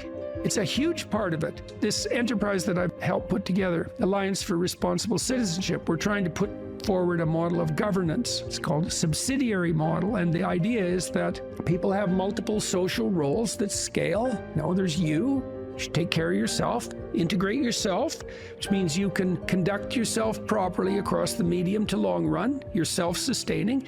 Then you can maybe extend that to your partner, and then to your family, and then to your local community, and then to broader communities as you become more and more competent and able to take on that responsibility. That's the alternative to isolated hedonic slavery. You slave to your own whims, and it's the alternative to tyranny, because if you take on all that responsibility, you don't have any need for someone to govern you. It's truly the case that your sanity is the concordance between you as an individual and the world. That's the sanity. You're distributed out into the world, and you should be, and that's, you want to be. That's where the adventure is. You want to be solipsistic? The solipsistic porn masturbator. Jesus, it's no wonder to be aimless and miserable. Well, God, it's so pathetic. Why am I so unhappy? It's because you think about yourself. Oh, no, you think about the lowest impulses in yourself all the time. That's why you're miserable. People exist in a sacrificial relationship to the world. What does that mean? It seems to mean something like Human beings are aware of their extended self. You know you're going to be around tomorrow and next week and next month and next year and 5 years from now and 10 years from now. Now it's less certain as you go out, but you do have the sense of yourself as something that stretches across the decades. Okay, and so what that means is that you have to conduct yourself in a manner that isn't merely immediate. You have to conduct yourself in a manner that will work across time. Now, how do people do that? They work. Work is a sacrificial gesture. So you work, by definition, virtually. Work is the sacrifice of the present for the future. I mean, maybe someone can come up with a better definition of work than that, but I don't think so. It's like you put in time and effort right now, even if it's something not what you'd like to be doing at the moment. You put in time and effort because you believe. What the hell does that mean? You believe it'll pay off. Well, is that a contract with the future? Is it a covenant? Because the relationship that the biblical corpus characterizes human striving is covenantal. It's a bargain. The bargain is you make the right sacrifices and they pay off. That's the bargain. Now, you might say, well, that's just part of the social contract, but the biblical corpus insists that it's deeper than that. It's built into the structure of reality itself. And that if you got the sacrifices right, the future would be paradisal. That's a kind of sacrifice right there, is that you're willing to sacrifice your short-term physiological and psychological comfort for a medium to long-term benefit. It's the essence of sacrifice. This is something the atheists don't understand about the biblical narrative, is that the narrative insists that we live in a sacrificial relationship. It's the essence of humanity to live in a sacrificial relationship. It's like, well, is that true or not? Well, as you mature, your relationships are more sacrificial. It's less about what you, in your narrow sense, want right now, and it's more about what's good over the medium to long run, including other people. Well, that's a sacrificial relationship. Now, the covenant, and this is a matter of faith. It's the matter of the deepest faith. Are you willing to act out the proposition that the way to make the world reveal its will suffice? There's technically two different forms of reward. There's consummatory reward. That's what an orgasm is. It's consummatory reward. It brings the behavioral and perceptual sequence to a halt. It ends it, right? At the climax, it ends it. But then it's over. That journey is over, right? Then there's the dopaminergic reward, and dopaminergic reward is evidence of advancement towards a goal, right? Okay, so there's a corollary to that. Well, how do you become optimally engaged? Because dopamine facilitates engagement and focus, which is why drugs like amphetamines can be used for kids who are attention deficit disorder. You tap up the dopamine response, they lock on, right? Okay, so they're locking on to a goal-directed pursuit. The problem with amphetamines is that they can lock you on so hard you can't get out of the frame. So like kids on amphetamines will obsess, for example, about cleaning up their closet. They can't switch to the next activity. Okay, dopaminergic reward is reward that's accrued in relationship to a goal. Okay, so what's an implication of that? Well, pursue the highest possible goal. Well, why? Because the kick from advancement is higher. Now, you have to balance that. It can't be, you have to advance, right? Because imagine the reward's got two components. Number one is you're moving towards something valuable. Okay, so you want it to be as valuable as possible. Okay, but you have to be moving. You need something extremely valuable that you can move towards. Okay, so part of the reason that you establish a relationship with God, let's say, is because that's what sets the upper bound to your vision. It's like, I want things to be the best they could be. That's a vision of paradise. Well, that has to be fractionated into, your proximal decisions, but lurking behind that should be this continual movement towards, what would you say, a heaven that recedes as you approach it. That's the proper vision of heaven. A heaven is a place that's perfect and getting better, both at the same time. That's what music shows you, because a great piece of music is perfect, but it's just getting better as it unfolds. And you need that. This is part of the problem with a static utopian vision, something Dostoevsky criticized. If you gave people nothing but consummatory reward, he famously says, so that they can do nothing but sit in tubs of hot water, eat cake, and busy themselves with the continuation of the species, human beings would break that all to hell in a moment just so they have something interesting to do. If you run yourself through a disciplinary process, so you accomplish something, maybe you don't attain the goal you were aiming at, but you accrue a new way of looking at the world and a set of skills. Well, if you just keep doing that, you have multiple ways of looking at the world and more skill. Well, that's your storehouse of treasure. As you walk through life in your normal mode, things will call to you. And if you pursue them, they will take you deep. It doesn't really matter what it is that call. What matters is that you pursue it, and you pursue it to the depths. And as you pursue it to the depths, you will become transformed. And if you do that without reservation, that will turn you into the person who frees the slaves and opposes the tyrants. And that is how it works. That's the call. And that can happen in any direction, virtually any direction. You just have to pursue it with sufficient faith.